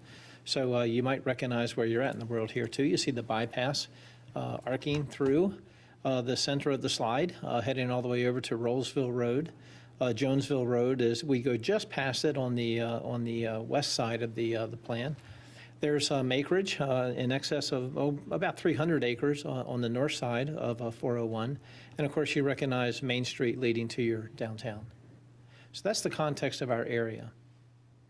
And you heard, I think Michael mentioned, or Crystal did that, soon we'll be meeting with some of the landowners just to introduce them to our process and what we're undertaking and helping them see the beginnings of a vision that's coming together. And I should also say, if you have a question along the way, please don't hesitate to ask me something. I'm going to walk you through things that I do as a land planner. Before we dive in the pool, we walk around it a bit, so to speak. And I want to understand all the different layers. So the map you just saw was all the individual tracks. Now I want to understand the patient. I want to understand, what's going on here. So this one is a hydrology map. And this is a really important one because we have to pay attention to streams and wetlands. These are protected things, and we pay attention to our environment. We want to make sure that as we propose development, we're responding to that. And leveraging it in some cases where greenways might be organized and how they might be amenitized and related to open spaces and parks. I think you start to get the picture, but this is an important layer that we will continue to look at. It's a very wooded site, as you probably know. It's largely undeveloped and a mixture of hardwoods and pines, roughly 50-50. We also look at soils. I like to do this because I heard you in your last conversation talking about cost. We do have some hydric soils, so some of these soils are more expensive to develop. It's just a good information slide. So as we start to think down the road and these plans start becoming more real, you can factor these kind of things into your, I'll call it high-level thinking. Terrain, topography. I spend a good bit of time on this map because it starts to speak to me. It starts to tell me where roads might want to arc and bend. And of course, this in combination with the hydrology where streams are really is an important tool for us when we start thinking about how we lay out and how we shape larger spaces, where buildings will be sited, where gathering spaces might be. The lines that you have here on your topo map. Yes, sir. What is the distance like The between interval each is line? 2 foot. The interval between each line is 2 foot. Good, okay. It's a 2 foot. I'm used to contour looking interval. at them like 10, and I thought, wow. Yeah, and you can see where they begin to bunch together and they get very close, that's a steeper slope. And where they're further apart, that's where the land begins to flatten out. Right. So if you're looking for a good place to sleigh ride, you can head towards the steeper slope land. Okay, so enough on topo. We can come back to that if we need to. Utilities is still a work in progress. We're looking at, we know where power lines are. I understand you have two providers with Duke Energy, and I think it's Wake Electric. So we understand that. We're drilling down on sewer and water. These are really important because these are arteries that feed and support development. And so we need to understand their capacities, what they're able to support, and we might be able to identify a red flag where we need to bolster it. And if we're proposing a large development, at some point in the process, after this assignment, you would be able to, an engineer would be able to say, this kind of development is going to need these number of gallons per day, this type of sewage expectations. So we begin to feel that pulse and understand what you would need to do to feed and support this type of development that we'll be looking at. So after all these layers come together, we start to understand buildable area, which is a map you'll probably see at our next time we get together, and I'll talk to you about schedule shortly. But I like to call this a bubble diagram. So here, if you imagine yourself in a hot air balloon or flying at a very high altitude, you're looking down on this land, we begin to sort of gather things, and we start to look for logic for how things are shaped and organized. I am always a proponent of any type of space or large planning project, it needs a center. It needs a place where there's energy. And so I'm looking for an area around where the bypass and Main Street come together in this area where I'm circling my mouse hand, that we'll look for concentrations. And then we'll look for those outlying areas where we might start to explore some of the types of uses that Crystal was talking about, science and technology type things. And we'll use terms like that for the time being, and we'll bring further definition to them as we continue to advance. It's like putting a recipe together on the countertop long before you bake it. But you understand what those ingredients are, if that makes sense. Jay, before you leave that slide, can you talk about the connectivity we're thinking about to the Main Street corridor? Yeah, thank you, Jim. So we also, while we have our own, I'll call it again, our sandbox or our playground where we're focused on, we understand that right nearby is other very key areas. And so as you see, your Main Street area is undergoing a resurgence. You have announced a new project along there. And we know that there is a number of things that are going to be continuing to happen there. One of the things we're cognizant of is we don't want to replace that. We want to be complementary of that. So in other words, we won't propose another Main Street type development when you are already trying to enhance and bolster the one you have. We get that. And so we'll be complementary of those relationships. And as Jim just mentioned, draw connections. We'll probably look to some of those streams and wetlands that I was talking about for greenway systems, as well as obviously the roadway network and the roadway systems that are in place. One of the things we're specifically looking at, and I apologize about this map, it's a bit of an eye exam, but there's a key road which will traverse more or less the length of this site, and it's called the Fowler Road Extension, which you're probably aware of. And I think this has showed up on some of your early transportation plans. Kelly and Michael asked me to examine that just a bit closer, and so over top of that topography map, I began to just sort of tweak the nuances of that road layout. This is important because this is how we get from one place to another. And so this road layout is responding to streams, wetlands, terrain, but I'm also trying to preserve the best building sites. In other words, if you could imagine if you had a really wonderful building site and you took the road through the center of it, you've just bisected it. And so it's less attractive than for a larger company to consider. So we're also aware of that. One of the next things we look at is land uses. And this is where you heard Crystal mention that we met yesterday. We've had a couple of work sessions now with your town team, Michael and Kelly and Meredith and James and a new staff person whose name escapes me. Mike, thank you. So we were looking at the beginnings of a land use plan.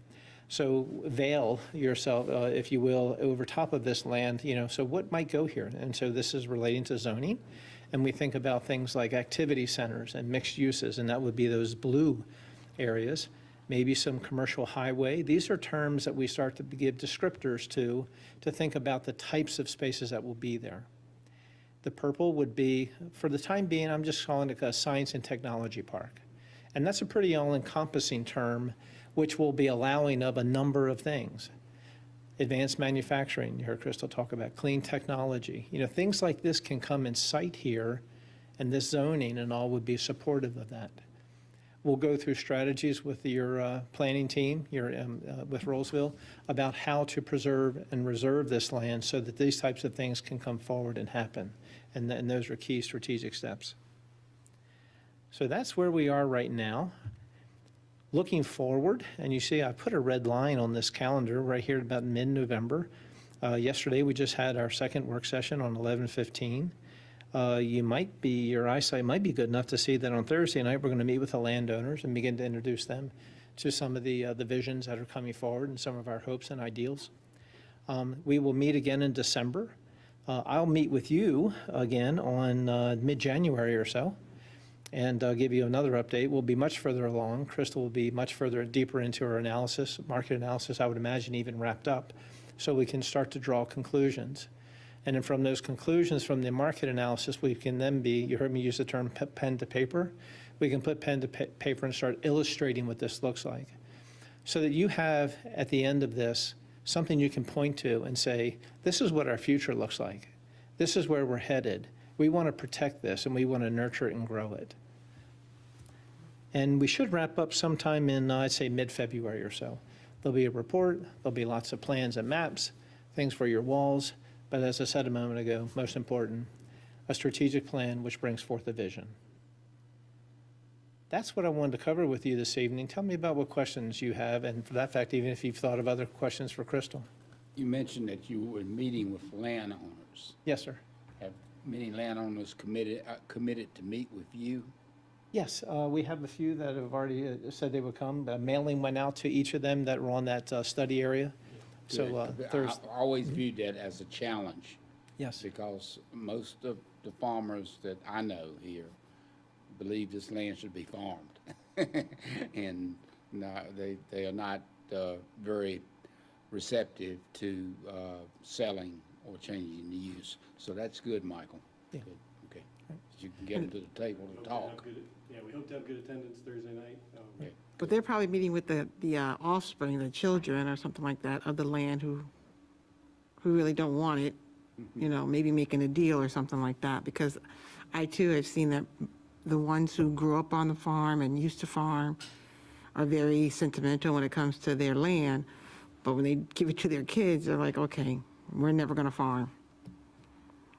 And they just want to hold on to it, or now they want to sell it. Sure. Because just 4 years ago, you couldn't get anybody to sell. Good.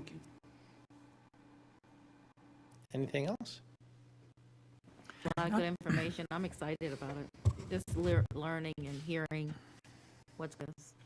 Well, good. We're excited about it too. I do have I guess you can kind of elaborate on this question a little bit. What we're trying to do is reserve some land for future economic development, industrial, something non-residential, I guess, and non-commercial and non-retail.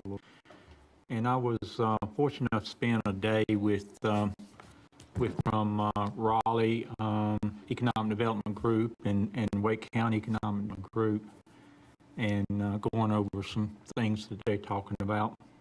And you can quickly realize there's hundreds, maybe even thousands of people in Wake County that's working on economic development, people into Wake County. I mean, it's been $13.5 announcements in the last 12 months of industries coming in, which is and it was a many of them that I saw, and I imagine it's hundreds working behind the scenes from Wake County and the larger municipalities. So by just reserving this doesn't give us any advantage anybody wanting to come to Rolesville versus go to some of these other areas that's years. And also these folks is competing on a national level. I mean, with communities like Las Vegas, Washington State, all over the country, big economic centers. And, I think Wake County is holding its own. Really they are. All percentage they get and all the work they do is a very small percentage they actually get to come to Wake County. I mean, you lose a lot more you actually win, and you learn that there.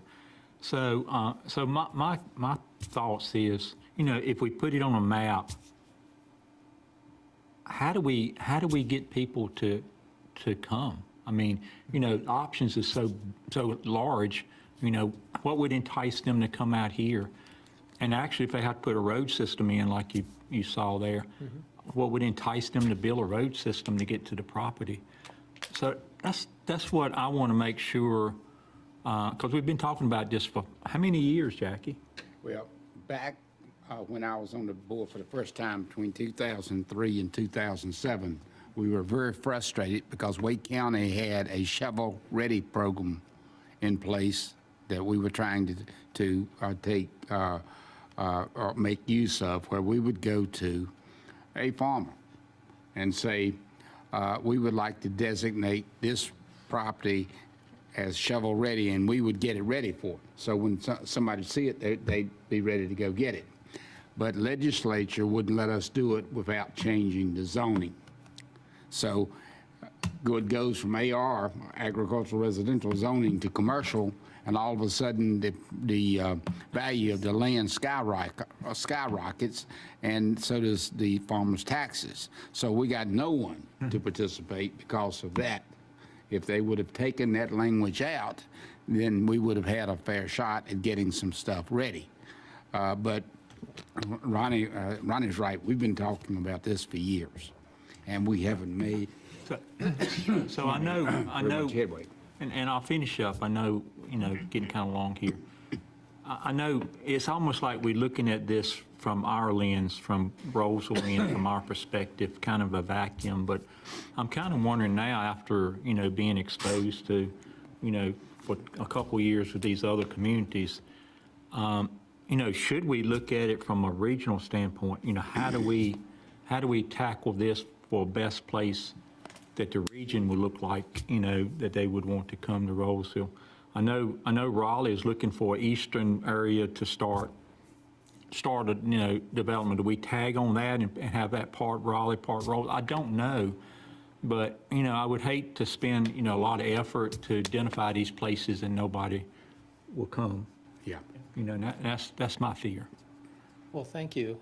Very well said and supported by your previous comments. And so one of the goals of this assignment is to put before you a guide or a playbook for you to accomplish just this, the things that you're talking about. For a while, I think it can be frustrating. I'll make the analogy of fishing. A lot of fish swim by the boat, and not very many go in the cooler. Okay?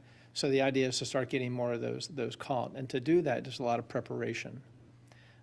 People say, well, I want that kind of a company. Well, they began looking for that kind of a company, that whoever they are, XYZ, long ago, 8, 10, 15 years ago, in preparing their sites for that development or that corporation to come there. And so hard work pays off. What you would need to do is to start looking for mechanisms, and there are such things with the Wake County Tax Assessor's Office, to defer those taxes and to the time of land, a sale of land. Putting in place a zoning which will then give you the right to deny the types of developments that you don't want at this time, particularly maybe in this area of your town, to where you're trying to position it for something else. So we can start to put in place the steps and position you so that you can deny the wrong types of proposals, not penalize a landowner, and actually achieve for them a higher land cost and land value at some point in the future. Things like improvements, they lift land prices. Yes, it comes at a cost. Each development can build it incrementally on their own. There's a number of ways to tackle that, and we'll talk about those strategies. But there's ways to get in the game as opposed to, just watching, from the sidelines, but actually enter the field of play, if that makes sense. So from your experience and your knowledge, is Rolesville positioned to get in this game? We're trying to set ourselves up. The first place I start is where? Can I put my finger on a place on the map where there is significant land with big enough shoulders to support this type of things? And the answer is yes. The answer is yes. Now, if this land begins to get whittled away and fall away to other types of development, that window will quickly close.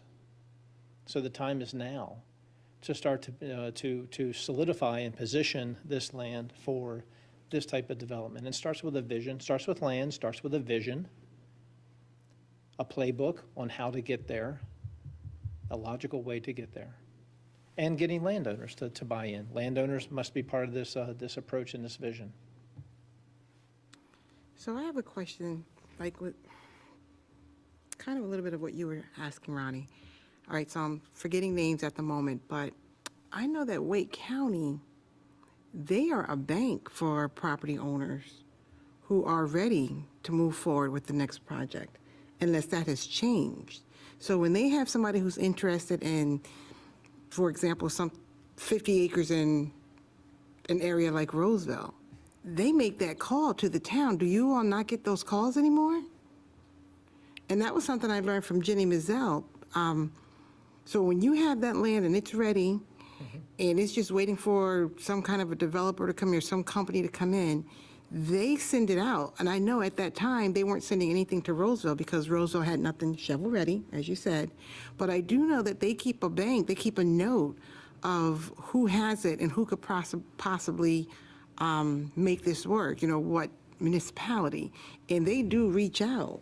So that's another opportunity for these landowners.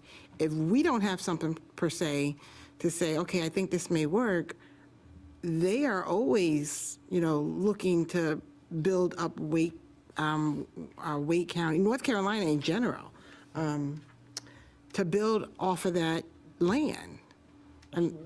So I'm, right? I'm trying to figure out who was my contact person there. What is her name, the short hair? Oh my God, I can't think of her name. Adrian Cole? Yes. I had a long conversation with her on how that works, so that's another resource for the homeowners, not just Rolesville. We do receive those, their requests for Step up, Mike. information. Mike, step up to the mic, don't mind.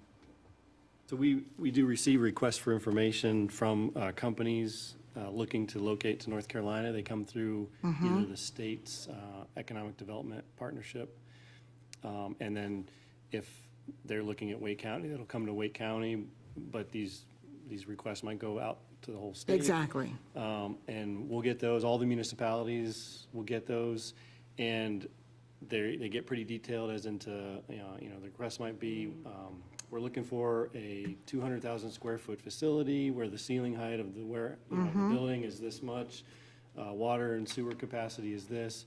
So that's why we want to do this study, is because right now we don't have Nothing. something in our, a land product that I can go and respond to these requests and say, well, here's the 50 acres that we have that already has water and sewer, and we already have due diligence done on it, and things like that. So we want to get there someday. Right now, Rolesville just doesn't have, I know of places Right. where land's for sale, but nothing's shovel-ready, nothing's Right, kind of because a been lot, designated as an area where the town's agreed and where we've said, it's zoned commercial or for future industrial and things like that. But yeah, I do get those requests monthly, and they come in all different shapes and sizes, where somebody's looking for 20 acres, somebody else is looking for 50 acres, the details on the type of building they're looking for and what kind of utilities they'd already like in place and things like that, so.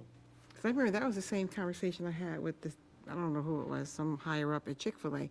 They're like, you all don't have anything ready. And she wasn't being critical. Wake Forest does, and we need to be there. She said, but we always look at, and I forget what she called it, but it had something to do with Wake County Economic Development. She said, we go through there. She said, but sometimes we go through with our contacts or our other store leaders or owners contacting us about a possible location, and that's how I remember I got that call a couple of years ago.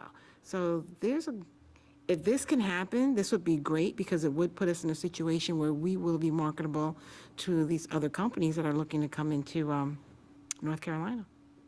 It absolutely can happen. And one of the things I wanted to mention, I was listening to Michael, was there's other things called certified site programs. So as we begin to mold and shape this land into, I'll call it future development, future tracks, those sites can be certified. And you want to have a strong relationship, and Michael's built that relationship, and Kelly as well, with Wake County Economic Development.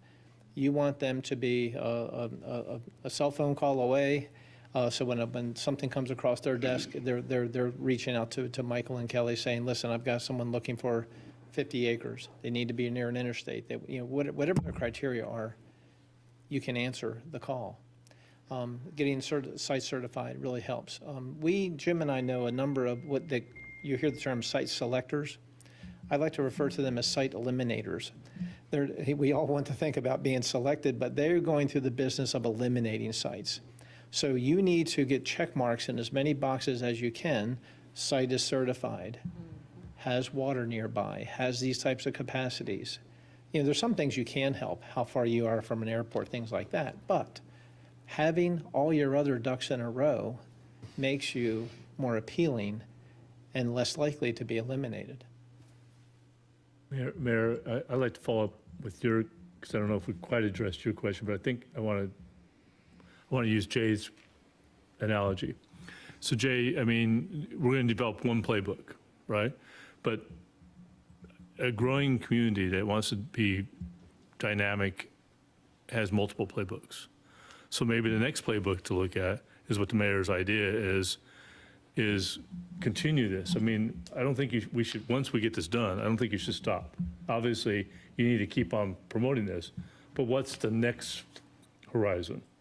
What's the next opportunity? And in our world right now, we need to have our playbooks in play. We need to get those going. So once this gets done, I would like to look at the next playbook, because we just need to be there. We need to be at all the different spots potentially, or the plays can go around us. So I think what I hear you say is some of interest to me, and that would probably be the next potential playbook development, is look at that as an opportunity, regionalism. Yeah, just more of a regional place, you know, that we can be part of, maybe. Okay. Anything else, Jay, that you want to add? I would just like to know, what do deliverables look like? You mentioned deliverables at the end of your study. What does a deliverable look like? There'll be a summary report, which we'll try to be brief. No one wants to read a toothache of a report. But this playbook, I'll use that analogy again, a set of steps that you can move through. There'll certainly be a number of maps talking about the site. I call it the patient, understanding everything about it. Those maps will also include illustrations of what development could look like. And we'll break it down into tracks. So you can say, wow, I never knew 500,000 square feet could fit on that site. Well, we'll test that. We'll make sure that they can. And we'll bring forward an illustration. Now, we don't know who that company is, okay? But when that company does come and says, you know, I'm interested in 250,000 square feet, but I want to phase it to where I'd end up being 500,000, they can see what that potential looks like on these maps. So it'll be a report with a number of maps that fold out and give you a picture of this vision. So one thing I would also say is if there was two words I would leave you with, it's conviction and patience. And you might think that sometimes those are a bit at odds with one another. But I saw a presentation once where a town manager was giving a presentation to his council, and it showed a snail with a gold medal around his neck because he won the race. So as slow as a snail is, you have to be that deliberative and that patient because it yields results. And this is where you begin. It begins with assembling the land, bringing forth the vision, and understanding those playbooks on how to get there. Trying to figure out, what Yeah. did she say? Thank What- you. What was her name again? The Economic Development, Wake County? I mean, her favorite line was, it's not a marathon or something like that, it's, yeah, she would always say, she said, just keep thinking Rolesville is what you just said. It's getting late, but yeah. Well, is that it, Jay? We're there. Thank you so much. Thank you, Thank thank you. you. And Appreciate it. Thanks, appreciate it a Crystal. lot. Be interested in seeing as this move along. So thank you, Michael, for your participation too. Anything else, Michael? No? Okay. Well, I think at this point in time, we're going to take a break to 8:10 on my clock here. That'll be about 8 minutes. So we are adjourned. Thank you. Don't use my phone because we'll have like 20 minutes. Yeah, not your phone, my phone. 18. Well, okay, not the phone, but my watch. Already had Oh, wait, that I'm on caught my up. schedule. What happened? Yeah. It caught up.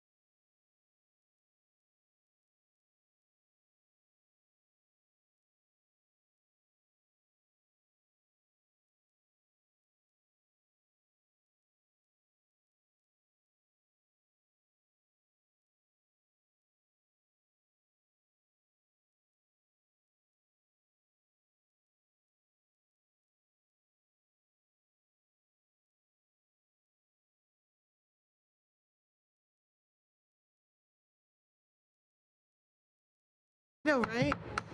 Okay, I'll call session back into order. Turned it off. Next item is the use of golf carts in Rolesville subdivision discussion. This is led by golf cart expert, Chief David Simmons. The expert. Getting close. Getting close. You've been studying it pretty hard. Yes, sir. We have visited a few times here, so. The work session topic that you have in front of you was scheduled by Mayor Curran based on an additional inquiry from the stormwater community. And obviously, the purpose of this session is for the board to discuss the interest in directing staff and the town attorney to developing and drafting the ordinance for the purposes of operating a golf cart within an individual community. Just a quick background that I have laid out, just so y'all know, because we have revisited this. We started in 2018, where former Chief Soto presented the pros and cons of the town adopting a community-based golf cart ordinance. At that time, the town determined there was no interest in adopting a local ordinance. We went back on September 22nd of 2020, where Town Manager Arnold presented to the town board the prior research and discussion allowing golf carts to operate on town streets. The board's consensus at that time was to maintain the current ordinances with no change. So here we are today. The most recent request was August 2nd, 2021 by Brian Russell for the consideration of adopting a community-based golf cart program. Where this one kind of differs from the additional or the previous request, this one is a lot more in-depth. So it gives us more to review of how a community-based golf cart program could potentially be managed. Also, it provides a higher level of specificity of requirements that's outlined in your packet there. So basically, I provided all the forms that were sent to us from Mr. Russell from the stormwater community. And staff is just, we're looking for a recommendation from the board to determine if there's interest to review a draft ordinance at a future board meeting. Chief, I have read this, and I have not changed my mind. I think it's laborious and task for you and your people. I think golf carts on the street, especially at night and poorly lit streets, are a recipe for disaster. And my mind, even after the work was done and the third proposal was made, I do not plan to vote for it. I have no interest in it, and that's me. I would like to hear other board members. I have some questions. So is it in here? I didn't see it, where there are, how many area municipalities have golf carts in their communities? I know there's one in Wendell, I believe, and a few other ones. Are there many? Statewide, you typically see them at resort-type destination locations. Locally, I'm aware of Wendell and Holly Springs is the only two that I'm aware of. So in Wendell and Holly Springs, do you know how many incidents they've had in the past year or two? I mean, do they have a number of accidents? How involved are the police in those communities? Based on a conversation that I had earlier, maybe towards the second request from personnel from Wendell, they had some incidents, some driving while impaired incidents that they investigated, and I believe 2 injury collisions that were not life-threatening, but they did investigate a couple collisions. And then obviously the most recent one in Holly Springs. She died. Of a golf cart? I'm unaware of that one. Yeah, I think the husband had something to do with that, right? Was he drunk driving it or something? Yes, ma'am. That's Or allegedly drunk, I'm sorry. And she fell off. And And she, those are the communities that they are allowed in. That's correct. I have a concern right now because in some of the neighborhoods, I do see people on their golf carts that don't have the mirrors and the license plate and all that. And I do see children driving those, teens, I guess I could say. And I don't know if they're licensed. I think some of their actions are irresponsible. So that makes me wonder what this would open up in those communities, or if they would be more aware and the parents would be like, no, because we have this in place, like driving. And so I have concerns as far as that is concerned. Is there any data that you are aware of on issues that they have with teens in those developments?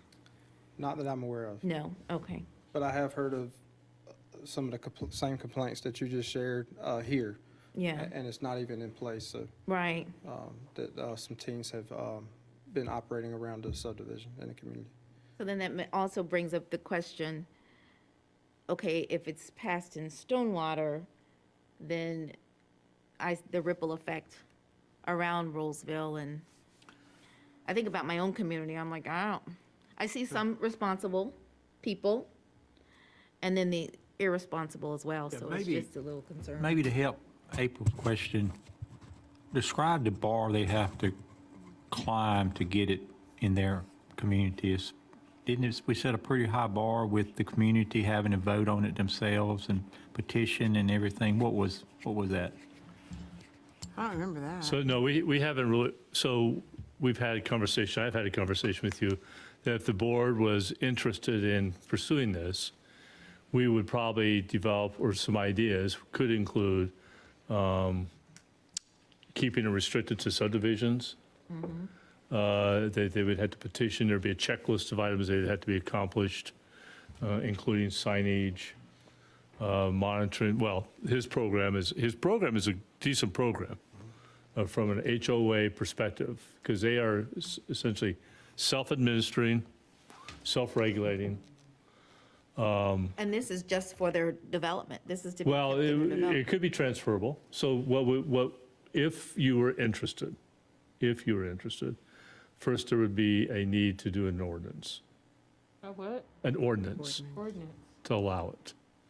And within that ordinance, that sets the parameters of things such as what's in his program. It could include each a subdivision would have to come in and apply to you and show the checklist, and you could approve on a case-by-case basis. But we have not, the three of us, we talked about not really exerting the energy on that. We've talked about ideas, but there are ways that I've seen communities do this where it keeps kind of self-regulated within a subdivision, if that's where we go with an ordinance. Okay, one more question, and then I'll be done. What would the liability be on the town if this were passed? Because those are town streets that they're going to be riding on. So what would that mean for Rolesville? I don't know if I can answer that question. Dave, do you have a general answer for that at this point? If the board has an interest in pursuing this, it will require a staff effort to develop something that is enforceable and something we can recommend to you. There are concerns raised by the concept, while it may seem attractive, of delegating enforcement of the law to an HOA on our public streets. While it may seem an attractive option because it takes the burden perhaps off of the town staff, because those are public streets, there are interesting legal questions raised about that.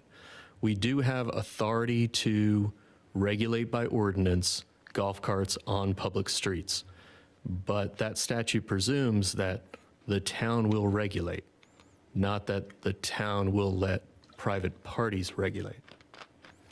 Okay, I think that my question is, if there is an accident on the street and someone is driving in a golf cart, if there is an ordinance, can someone come back and say, I'm suing the town because I got hit by that car at this intersection in this neighborhood while I was driving in my golf cart? Well, you know that the town attorney will always tell you that someone can sue. Okay. So we know that is the case. If we have an ordinance that is in compliance with the statute and we have operated in a function that a court would presume is the reasonable way that a municipal corporation would operate, our liability should be no different than any other municipal crash on the highway. And even for those crashes, we could be implicated in a suit. It's very rare.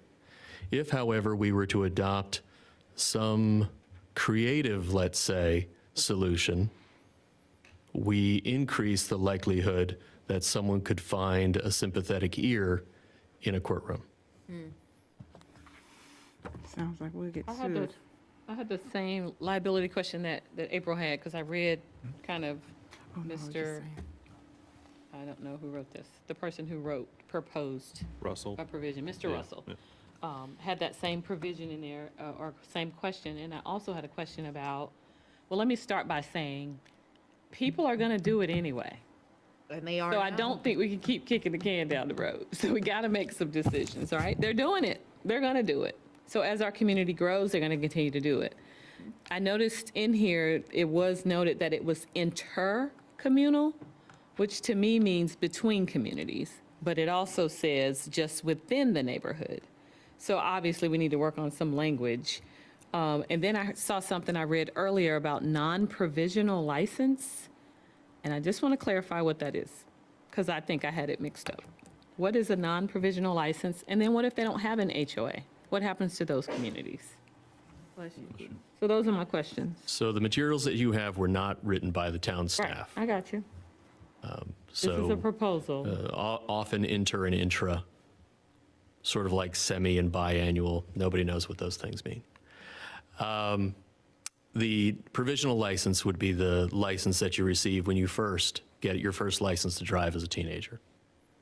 However, by state law, no one can operate a golf cart under any municipal ordinance unless they're at least 16 years of age. So that solves some of that, but you could be 16 years old and have a provisional license.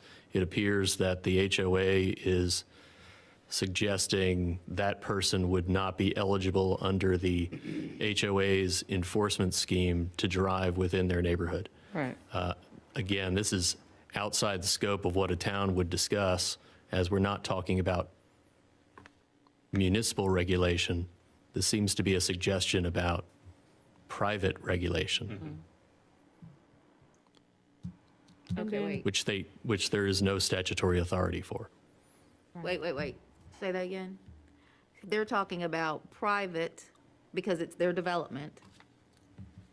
And you said that there's no statutory regulation for that, meaning, what does that mean? By statute, North Carolina cities may regulate the operation of golf carts on public streets. Yes. And those are not public streets. Those are public streets, but Then what's legally being they can't proposed do is it. private regulation on public streets. That is not what is suggested by the statute. Ding, ding, ding. I So think it's I not got it. enforceable. Well, again, the staff doesn't have a legal opinion on this topic. I was just asked whether there were any concerns. So my biggest thing is, I mean, we're obviously moving forward into the future with different modes of transportation and everything else.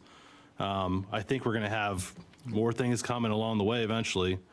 And when we talked about this before, I feel like it didn't feel like they had everything together yet and everything else. Obviously, it's going to have to be regulated by the town.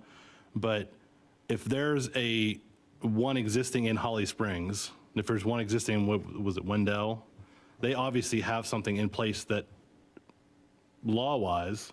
They have public regulation. So we really aren't starting from scratch. We already have what they're doing. So if it works in their situation, I would be open to giving that situation in Rolesville. I mean, why shouldn't we offer something that other towns are offering? May not be the best idea just because only 2 of them have done it. No, What, but I mean, 14? I still feel like, I don't know, it's just one of those things where, even if you're looking for an area, say you are looking at those 3 towns to move to, and 2 of them offer that and 1 don't, then you might not consider Rolesville just because of that. I mean, Are you saying so it doesn't matter about the HOA, just based no, on I wouldn't now? do anything with the HOA. It'd have to be something in our ordinance. Town to- I only yeah. asked you that because the question Sheila asked, what if you don't have an HOA? Then you wouldn't be able to do it then. How I many guess. Yeah. municipalities are there in Wake County? They're like 14? 12 or 14? 12. I think it's 12. 12. So 2 have it, but 10 don't. 10 do not, and there's a reason why. And there's a reason why. Wake Forest doesn't have it? Is that what I'm? I mean, Holly Springs had a death. Wake Forest doesn't have it either. They don't.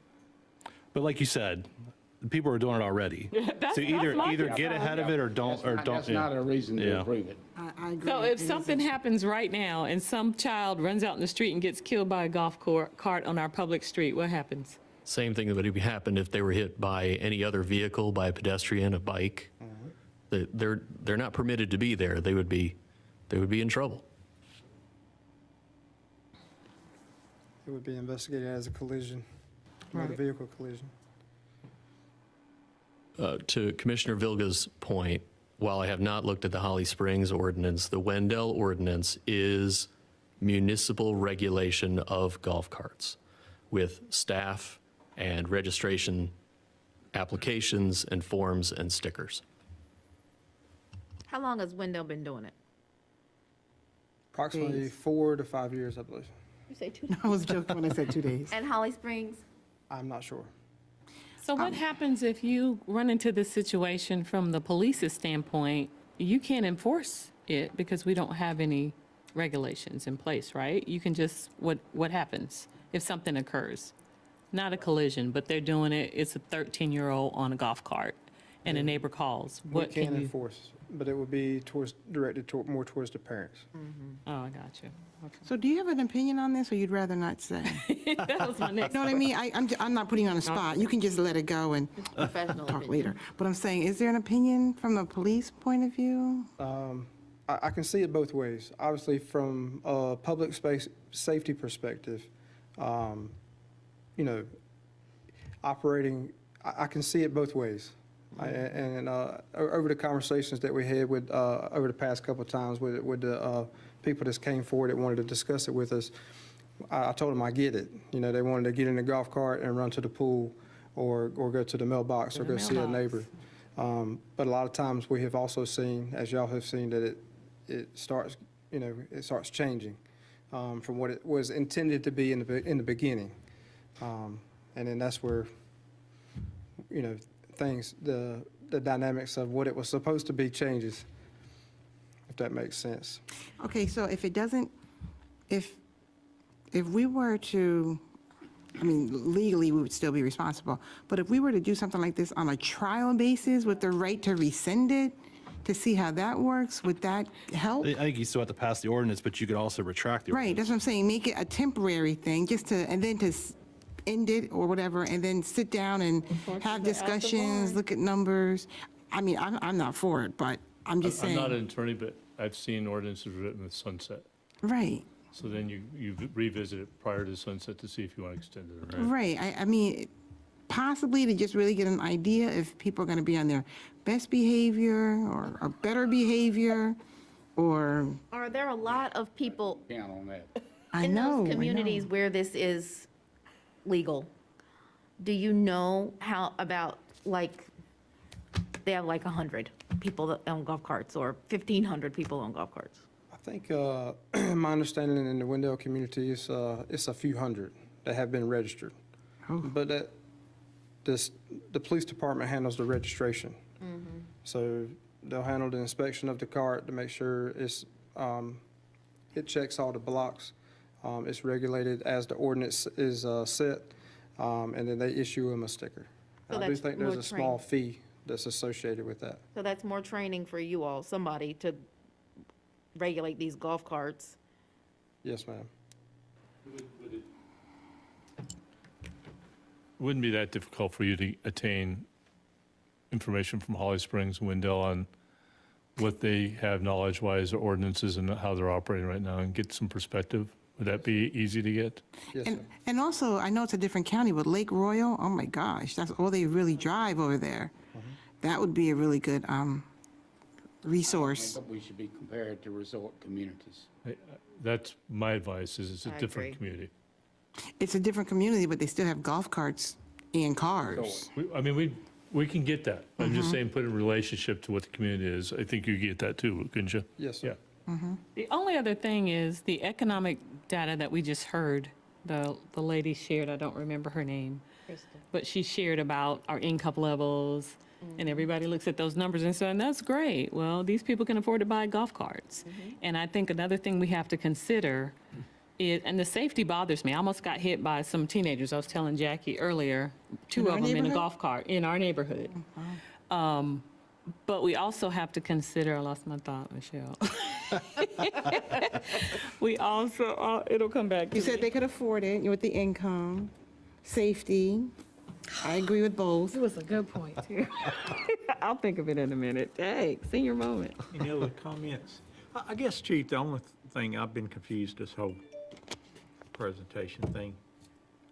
I mean, we already allow golf carts, but we call them low in vehicle.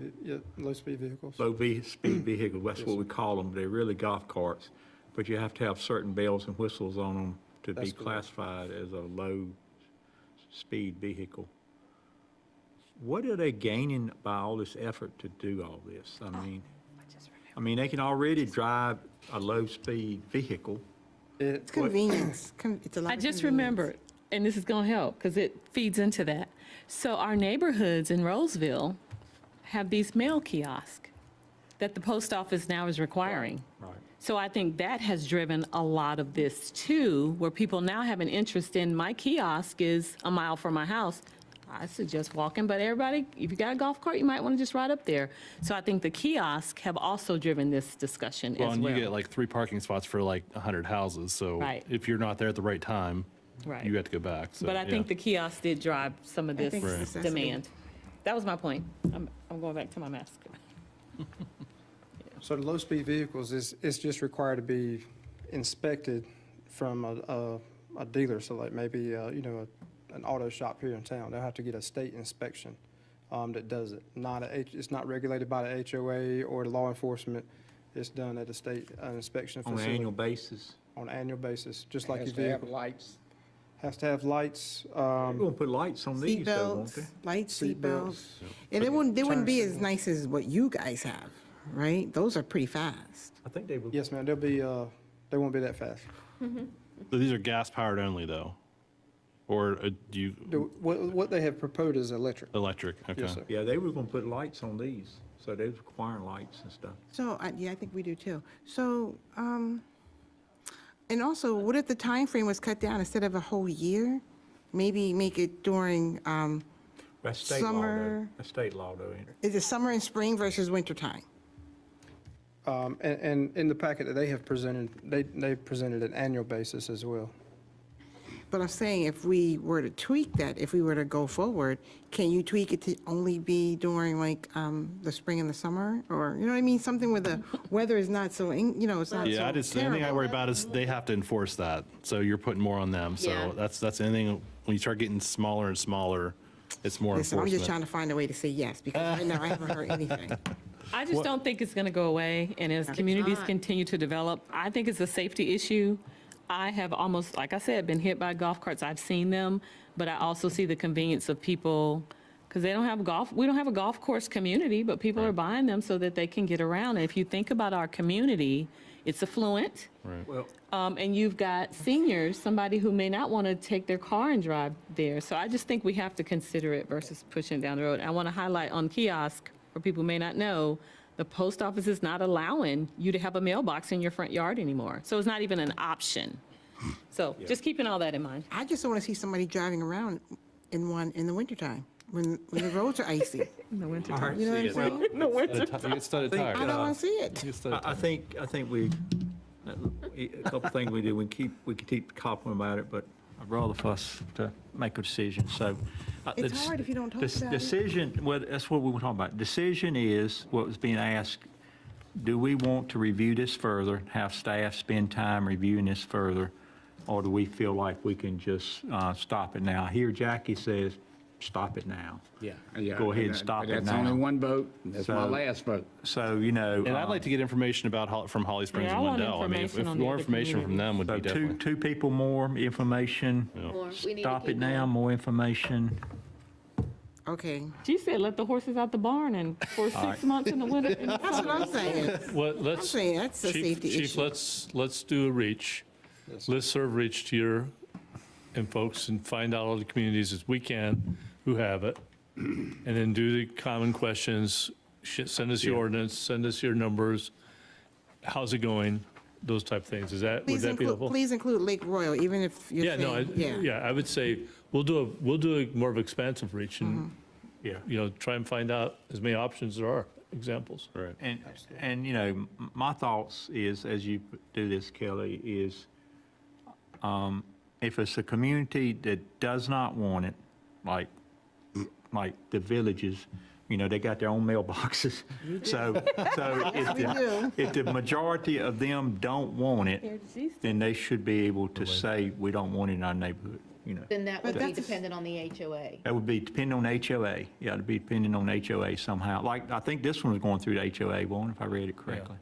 Because Well, I really don't think, I don't know if it's just the HOA. I think it's a percentage of the citizens in the I don't know if HOA. we can I do don't think that. the HOA we can do that? override a No. town ordinance. Yeah, So an HOA can, let me do the research. I am aware of a previous community I managed where they allowed golf courses by subdivisions with the checklist, and you all had to approve it. And so it may not be similar in North Carolina, but there is that methodology I'm aware of where you can do it by case, subdivision by subdivision basis. because a lot with the HOA involves the I citizens. think so. David, you At a may can certain help research that, because if HOA request it, we make it so they have to request it, I think. That's all. And they're responsible, the example I'm aware of, they're responsible for all the signage, all those things. So We definitely want signage put up, that you enter in a golf cart allowed community or Across the something. street at your own risk. Yeah, We will look into it. good. Very good. All right, Jack, It's you actually okay three- with it's that? actually- Sheila, it's like 3/4. It's not even Oh, 2/3. it's 2/3. All right, let's see here. Next item. Thank you, Chief. Thank you. Looks like you're not an expert yet. You're going to learn more about it. To become one. Good, thank you. The next item is review of this street sweeper procurement. And I think we all got to see that, and something else you need to add on that, JG, or talk about? I'll just do a quick introduction. Mayor, Commissioners, thanks for allowing us this time this evening. As you see in the previous town board meeting, we did have a memo in the packet with an outline of everything regarding to this purchase. We added more information from your last meeting. We heard your questions. We tried to answer them in our latest memo that's in your packet tonight. Just a kind of really quick recap of everything. This street sweeper is both in our CIP plan and is in our current approved budget.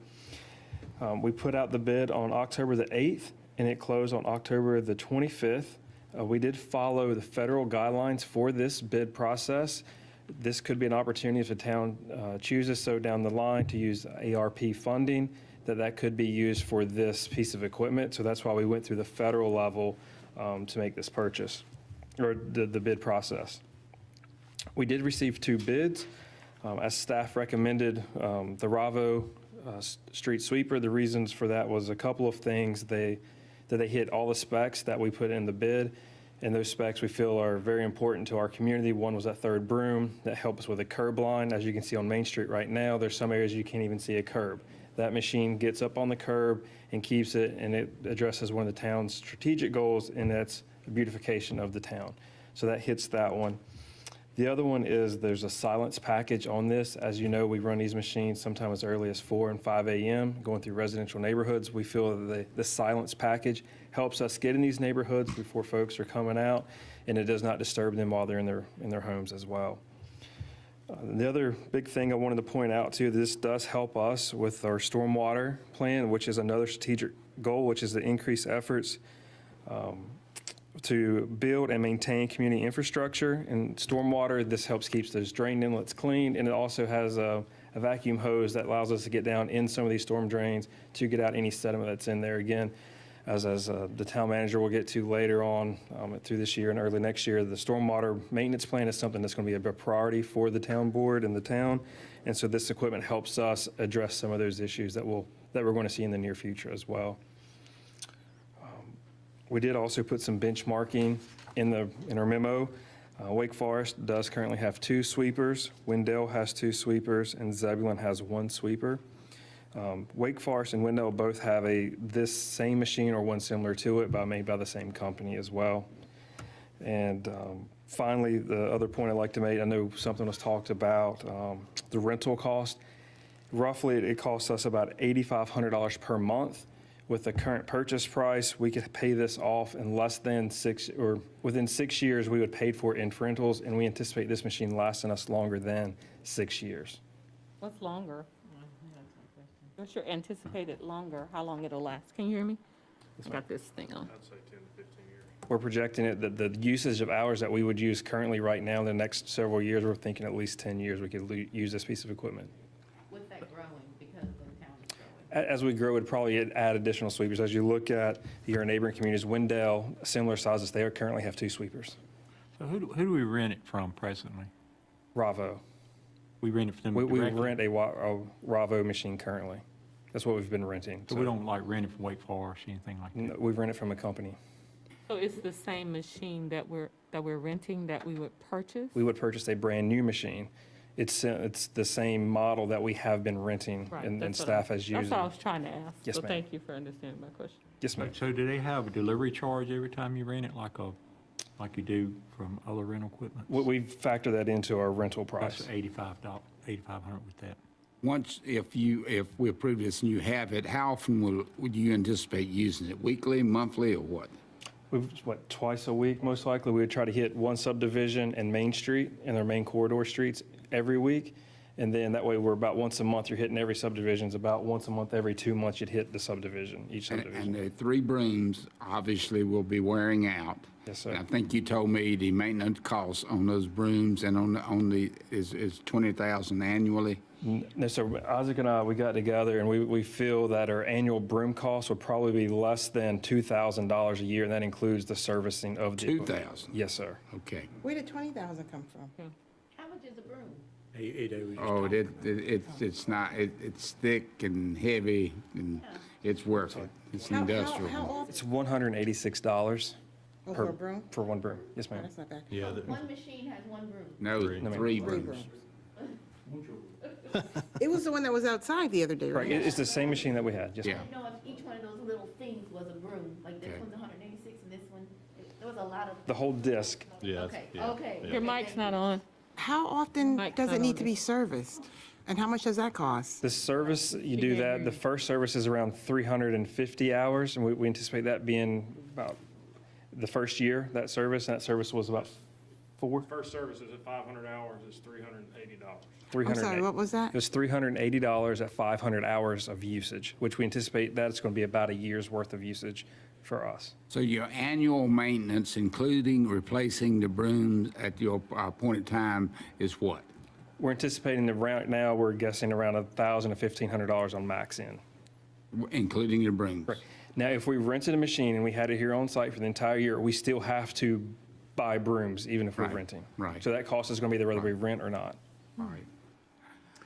JJ, can it be used on our paved greenways?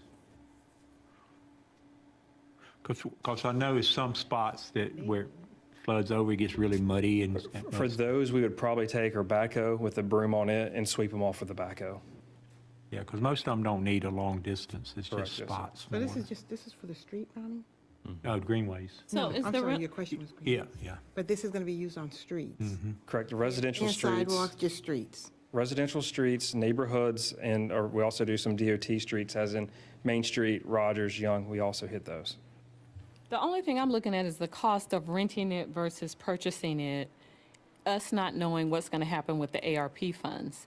Could you not contract out for a certain amount of years until we know for sure we get those funds and then buy? Renting is an option, but we do have it currently budgeted in this fiscal year to purchase. I understand that, but I'm saying, I'm looking at the cost. And I know you were here for the $5 million building. I know you've been here for the $21 million farm project. Yes, So ma'am. I'm just trying to look at ways to save money if we can. And if we're still waiting to find out what's going on with those ARP funds, why not redirect those funds towards there in a year or two if we get them. So wait, we're not getting the funds? Option. Aren't there funds available to purchase this without dipping into the town's money? No. Wait, I must have missed something. I thought it was. Read that bottom part, how it'll be funded. It's already a line item in the budget That was- that we have already approved. Yes, sir. That we pulled out of our general fund and transferred to our capital fund. So what I'm saying, if ARP is an option, it's a possible savings for us, is what I'm saying.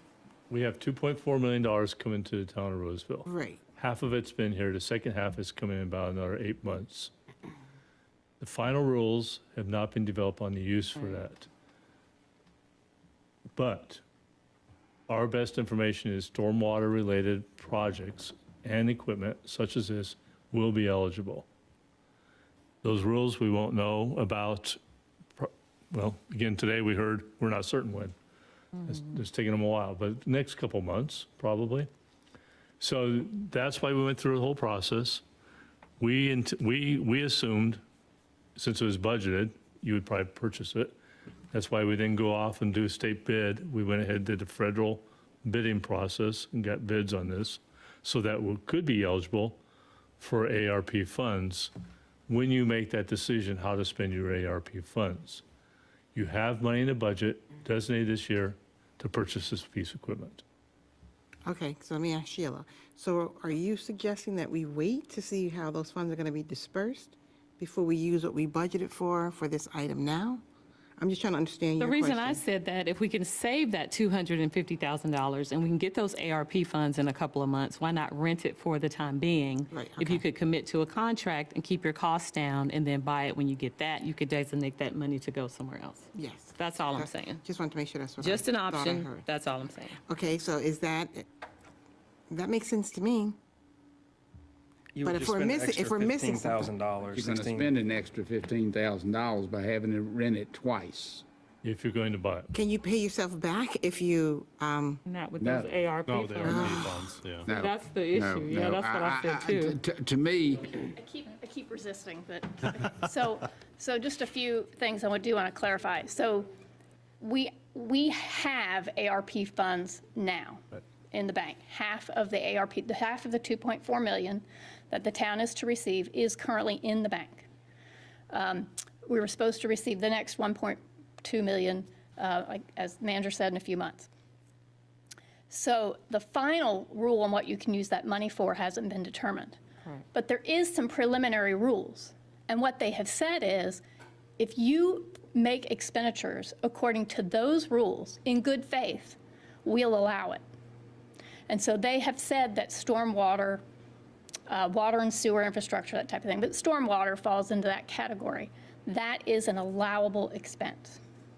And so based on the guidance we've gotten already, we're fairly certain, 99.9%, that, that this purchase would be allowable with ARP funding. The question is, how do you as a board want to spend those funds has not yet been determined. And so the way we approach this was to say, well, we have the funds in the budget now, using general fund operating money.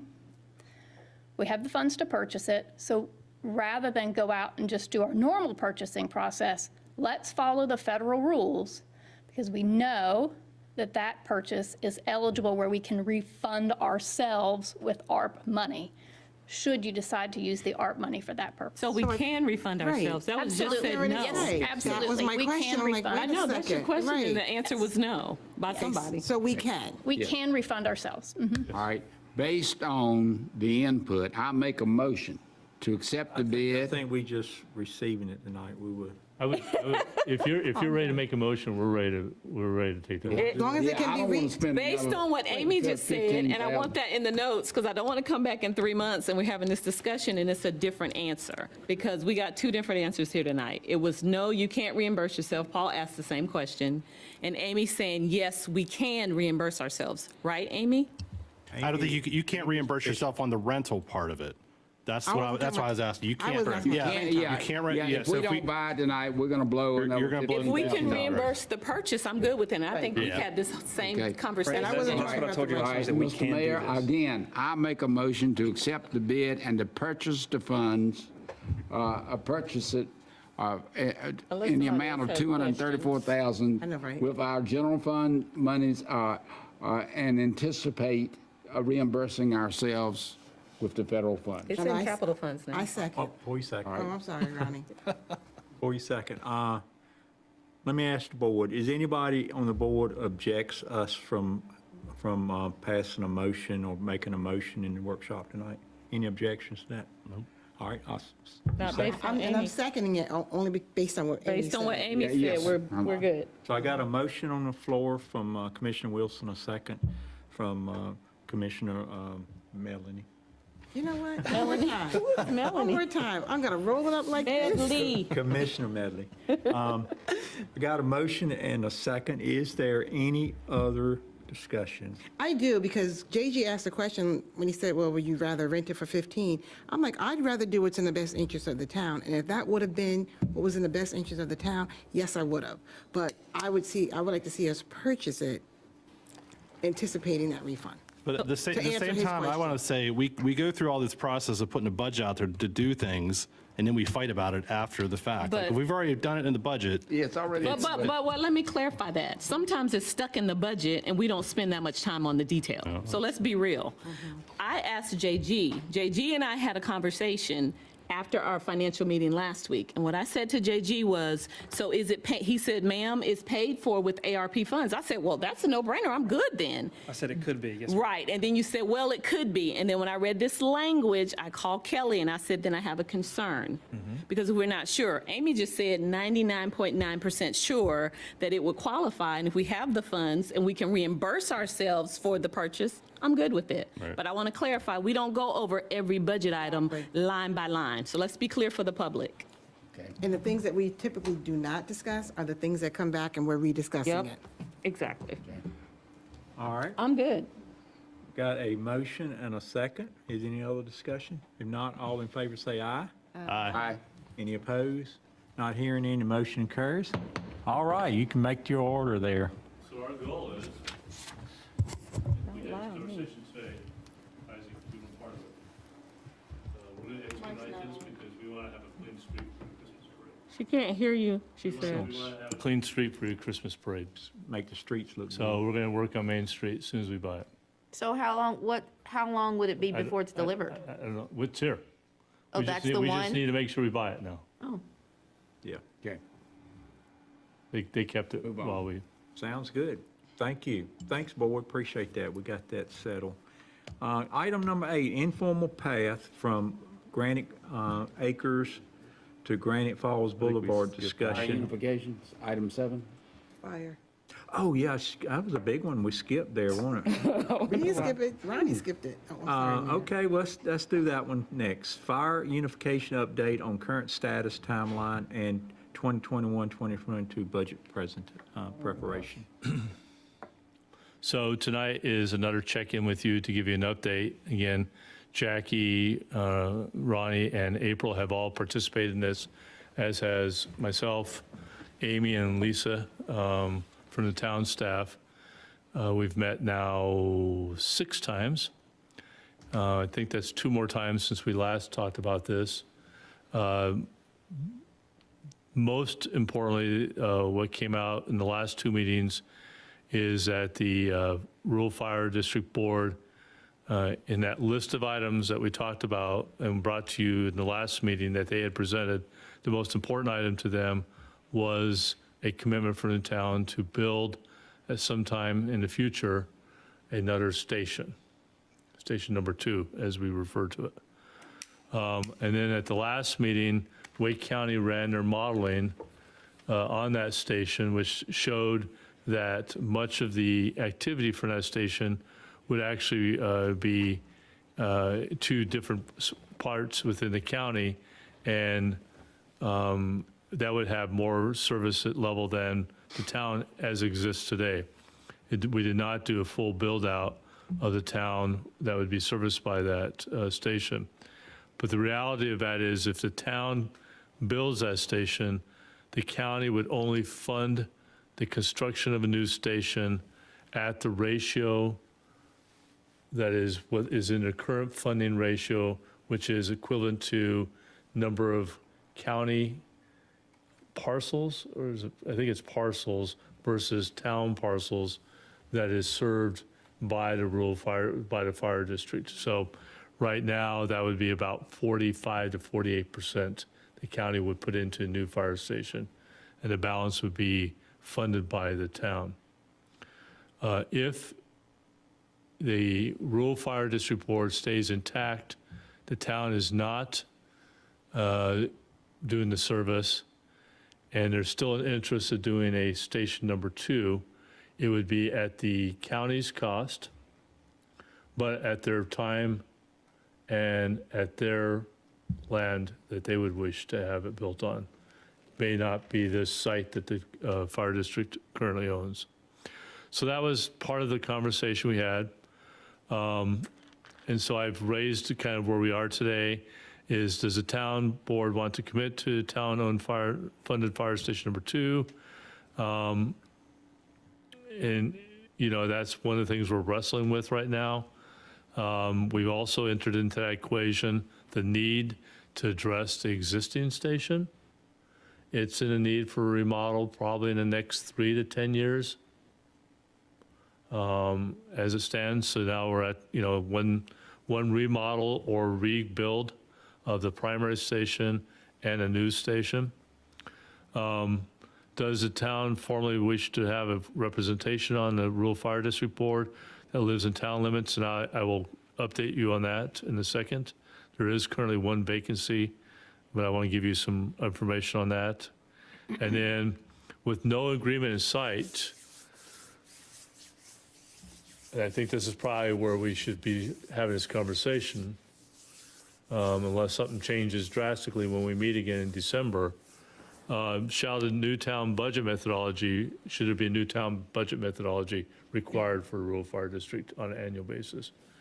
And we can talk a little bit more about that, but it's our perspective that it should be modified to some level versus how it's been done over the last few years. Back to the opening, I was informed today that the Rural Fire District Board has met recently. There has been an appointment made to their board. That individual that they appointed is to fill out Frank Hodges' term. His name is Willard Horton. He lives on West Young Street in town. He's retiring from the city of Raleigh and works part-time here in town at Ace Hardware. So they have made that appointment. Willard Horton. You know him? I think so.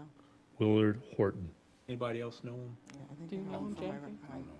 So that came from the chief today. They also, in this email, he said, see attached letter regarding RRFD's board's position on our future unification, and there was no attachment. And so I've requested attachment, and I do not have it. So I do not know what the letter says. So we're kind of working a little bit out of a vacuum tonight with what that letter may say. I think we're willing to meet one more time in December with as a working group. Unless April, Ronnie, and Jackie correct me, I don't anticipate significant change. I don't think this board has enough information yet to make any decision about budgeting in the future. No, as requested. I think that the board needs to meet again with the representatives from the fire board and get more concrete answers with them understanding that we are not going to commit to the Pierce Road property without further guidance from this board and from Wake County. Of course, I won't be here, but again,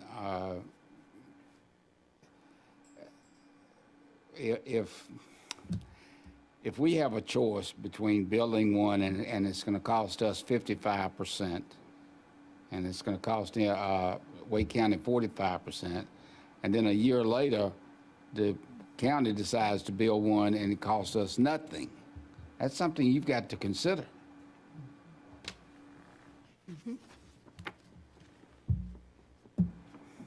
So I don't know if there's anything really to update, other than our next meeting is December 8th, the working group. I'll report out. You can keep on tracking this on our website. We post all the minutes of the meetings and such. Ronnie or I April, have a would you? question. Okay, so the last time I went to one of those meetings, I'm sure it was pre-COVID, I didn't know that the county was interested in helping to build anything. The county cost shares on equipment and buildings for all fire departments. Up to, help me, Kelly, 50%. It'd be the same ratio. Okay, yeah. Okay, so it would just be, because I know there's 3 lots, right? They But they're only have focusing on 3 2. lots, but we're not sure that the county would pick that Pierce Road lot. They may pick one someplace else, where we, being Rolesville, wanted on Pierce Road. What we're trying to do is keep our response times down and our ISO insurance ratings down. Right, and I remember that. Our board, the fire board's heart's in the right place, okay, because they're looking after the citizens of Rolesville. Okay? No, and I agree with that, because the other one was too close to the Wake Forest station. Right. So that's the one that's not even being talked about right now. Exactly. Okay, just making sure. You're exactly right. Like- But there's so many moving parts. Right, And and there's so I- many I can tell. unanswered questions now. You don't have enough information to make any decisions. That's right. But it does make but, sense to go to Pierce Road, because that is further out and is less, the time would be challenged with us developing out that way, to have Yes. to travel from here to there. But Commissioner Mehta is right. The county board has said that they will not build a fire department up there, station. That doesn't mean that they won't help support us building one. Okay. The All right. town has, if one gets built up there, the town has to build it. Okay. And like Kelly said, they will support it based on what's split. But they look at building the fire department as the biggest need in the whole county, and they said that's not the biggest need in the whole county. So they will not do it themselves. Okay, because I'm like, I remember that conversation. You know, went it so seems, well. seems like that was discussed, Ronnie, and I believe you're right. That at one point, they talked about building a station somewhere close by, and then the discussion was that they didn't see the commissioners, the Wake County commissioners, approving it. That's right. That's right, so I Because it stand does- corrected on I that. remember that. Because it doesn't meet their model. It does not meet their model, and it's not one of their priorities. So it's going to be in the best interest of our citizens for us to build that station. But again, you know, we need more answers before we make any decisions, and for this board to make any decisions. You agree, Kelly? Yes. Okay. I think, you know, by the time we have a retreat and you do your prioritization, you get to look at that and say where you are with the prioritization and understand the relationship. And again, right now, at this point, I don't see an agreement coming forward, but I don't know if something could change. And remind me, where was it on that list again from last week? Was it in section A, B, or C? No, it's in the middle of B and C. Oh, okay. I'm just going back to that list. Yeah. Okay, that's good. All right, last item, informal path from Granite Acres to Granite Falls Boulevard discussion. I think this is something that Paul and Sheila's been working on a little bit. No? It's Paul and Kelly, and I just was trying to get an update, so no. Okay. So what I'd like to do, instead of us discussing it all tonight with pieces and parts and everything else, I'm going to ask Kelly to make a formal memo of all the facts about it, all the discussions that have had with everybody, and then bring that back to the board So we have everything in front of us ahead of time to talk about it. And options and costs, I would ask Right. for, Yeah. kind of what are our options? Can you just give us the gist of it? I don't think you already did, but can you just quick synopsis? There's an informal path going from Granite Acres to Granite Falls Boulevard being used to access Sanford Creek School. So it's just what options there are to make that connection more permanent. Yeah, they go from trailer park There's a kids wooden to bridge school. there. Not the greatest looking thing in the world, but it's serving a purpose right now, but the need's there. Right. We need to do something about it. Crossing two privately owned properties. Right. So who's crossing that path? People that live in Granite Acres. Oh, you're trying to make it an official path? Okay. Right. Students are Right. crossing through. Otherwise you have to go out of there, all the way up north, across, all the way down, and all the way back, and then into the school. It's just Any like golf carts going through there? Yeah, right. Maybe. a golf cart path through the. Not on that bumpy road. At least they did some work back there a couple of years ago, because if you've tried to go back there before in your car, you would need a four-wheeler. So, Yeah, it's all been Yeah. paved and everything else. So this Yeah. would be a connection for, hopefully for use for school-aged children to use to get to Sanford Creek School. awesome. Ronnie, Thank you. before you adjourn, I'd like to address the board. Sure. Okay. All right, No Tommy, problem. all right, Jackie, 2 minutes. Well, so are you okay with that, Kelly? Kind of bringing a memo, kind of give us an update of where all the discussion's been, and I think it's been going on for a while, has it not? So It has. that'd be good. All right, before, Oh, you're good. I'm teasing Jackie. yeah, before I adjourn, any more talk from the board, anything, any updates? Just remind everybody, I think we have the Christmas parade prior to the next meeting, I think. It's Sunday. Yes. I believe we will have a float. Have you heard, Kelly? No, not formally, but I understand that. So that's next Sunday, not this Sunday? No. It's the Next fourth. Sunday's, or the- it's in 2 Sundays. Next Sunday's the Sundays Sunday after on this Thanksgiving. Okay. Didn't we have a question? What was the question? So, be sure if you can ride in that. I think, I remember that. I'm like Sheila, it came to me. I think that's the only thing we got. We got Christmas tree lighting prior to the next meeting, so that starts at 6. So remind everybody that the That next was our meeting. question. Are we doing that little virtual, Oh, pretending yeah. there's a tree, or are we actually? Are we doing going to- both things? Are we doing the video and the lighting, or are we just doing one? Do you know? They're not my Parks and Rec director. Sorry, there was a proposal I sent you to do a virtual. So you all will be part of ultimately a virtual presentation. At the live thing? Yes. Okay, so we don't have to do it separately like we did last time? No, that's correct. It'll be you as a group without a crowd, I think, of some At sort. the live night? Okay, can I just ask you why? I have to look at my email, I'm sorry. Outside, right? We're outside, so I'm trying to figure out why is that? I think they may want to just put Amy it has on. a reason. Parking, she's saying parking. Right. We lost that whole lot, the side lot for Main Street. Okay. So you are going to be down a lot of parking. So wait, so what did we do one year at this tree? Is that tree still there? Yeah. Is She's Are we shaking her doing it head here or no. at the park? At the park. At the park. I know, but one year we did it at the tree next door. I don't know what we did, but it was something. Yeah, we have done We that. did, but Okay. but we haven't in several years. Yeah, we have done it both ways. Okay, so the virtual one's gonna be us at the park. I tell you, Kelly, just do another memo. Get us a memo exactly, you And know. the students are singing virtually, right? The whole thing will be virtual. They are singing virtually They're as going to add well? that into it, I think, Right, yeah. and then we'll be. Okay, All right, so we will not What was be, our we will question? not be meeting there prior to the board meeting then, or we will? You will be. We will be, okay. At 6 o'clock. You all will be. That don't sound virtual, but, we'll figure it out. What Get date us is a- that? Virtual for us. Still Yeah, send it. Yeah, it's virtual for the town to I got see, you. yeah. All right, live Okay, meeting. that was the question, right? Thank Okay. you. I think we're both confused on that. Yeah, we were. I'm like, no, But, no, Ronnie, I don't think. He's like, no, Michelle, I don't think. I'm like, we'll find out tonight. But I think that's the biggest things for the next meeting, so with that, Jackie, do you have something you want to say? I do. As you know, or may not know, this is my last meeting.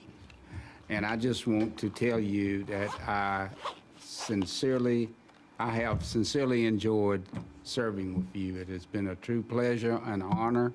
I think the town is truly blessed with a good board, a good mayor, a good town manager, and a good town staff. I think we're blessed. I believe Dan is going to be a great addition to this board. And if I can help you in any way, I'm a phone call away. But thank you for your support over the years. And I have really enjoyed it. I have. So thank you again. Thank you, Jackie. Thank you, Thank you, Jackie. You manage those golf carts in Wall Creek. And I will entertain a motion to adjourn. Hey, Jackie. So moved. All right, I got a motion and a second. Any other discussion? Not all in favor, say aye. Aye. And we are adjourned. Thank you. Thank you, Jackie. for letting me know. Hey, Kelly?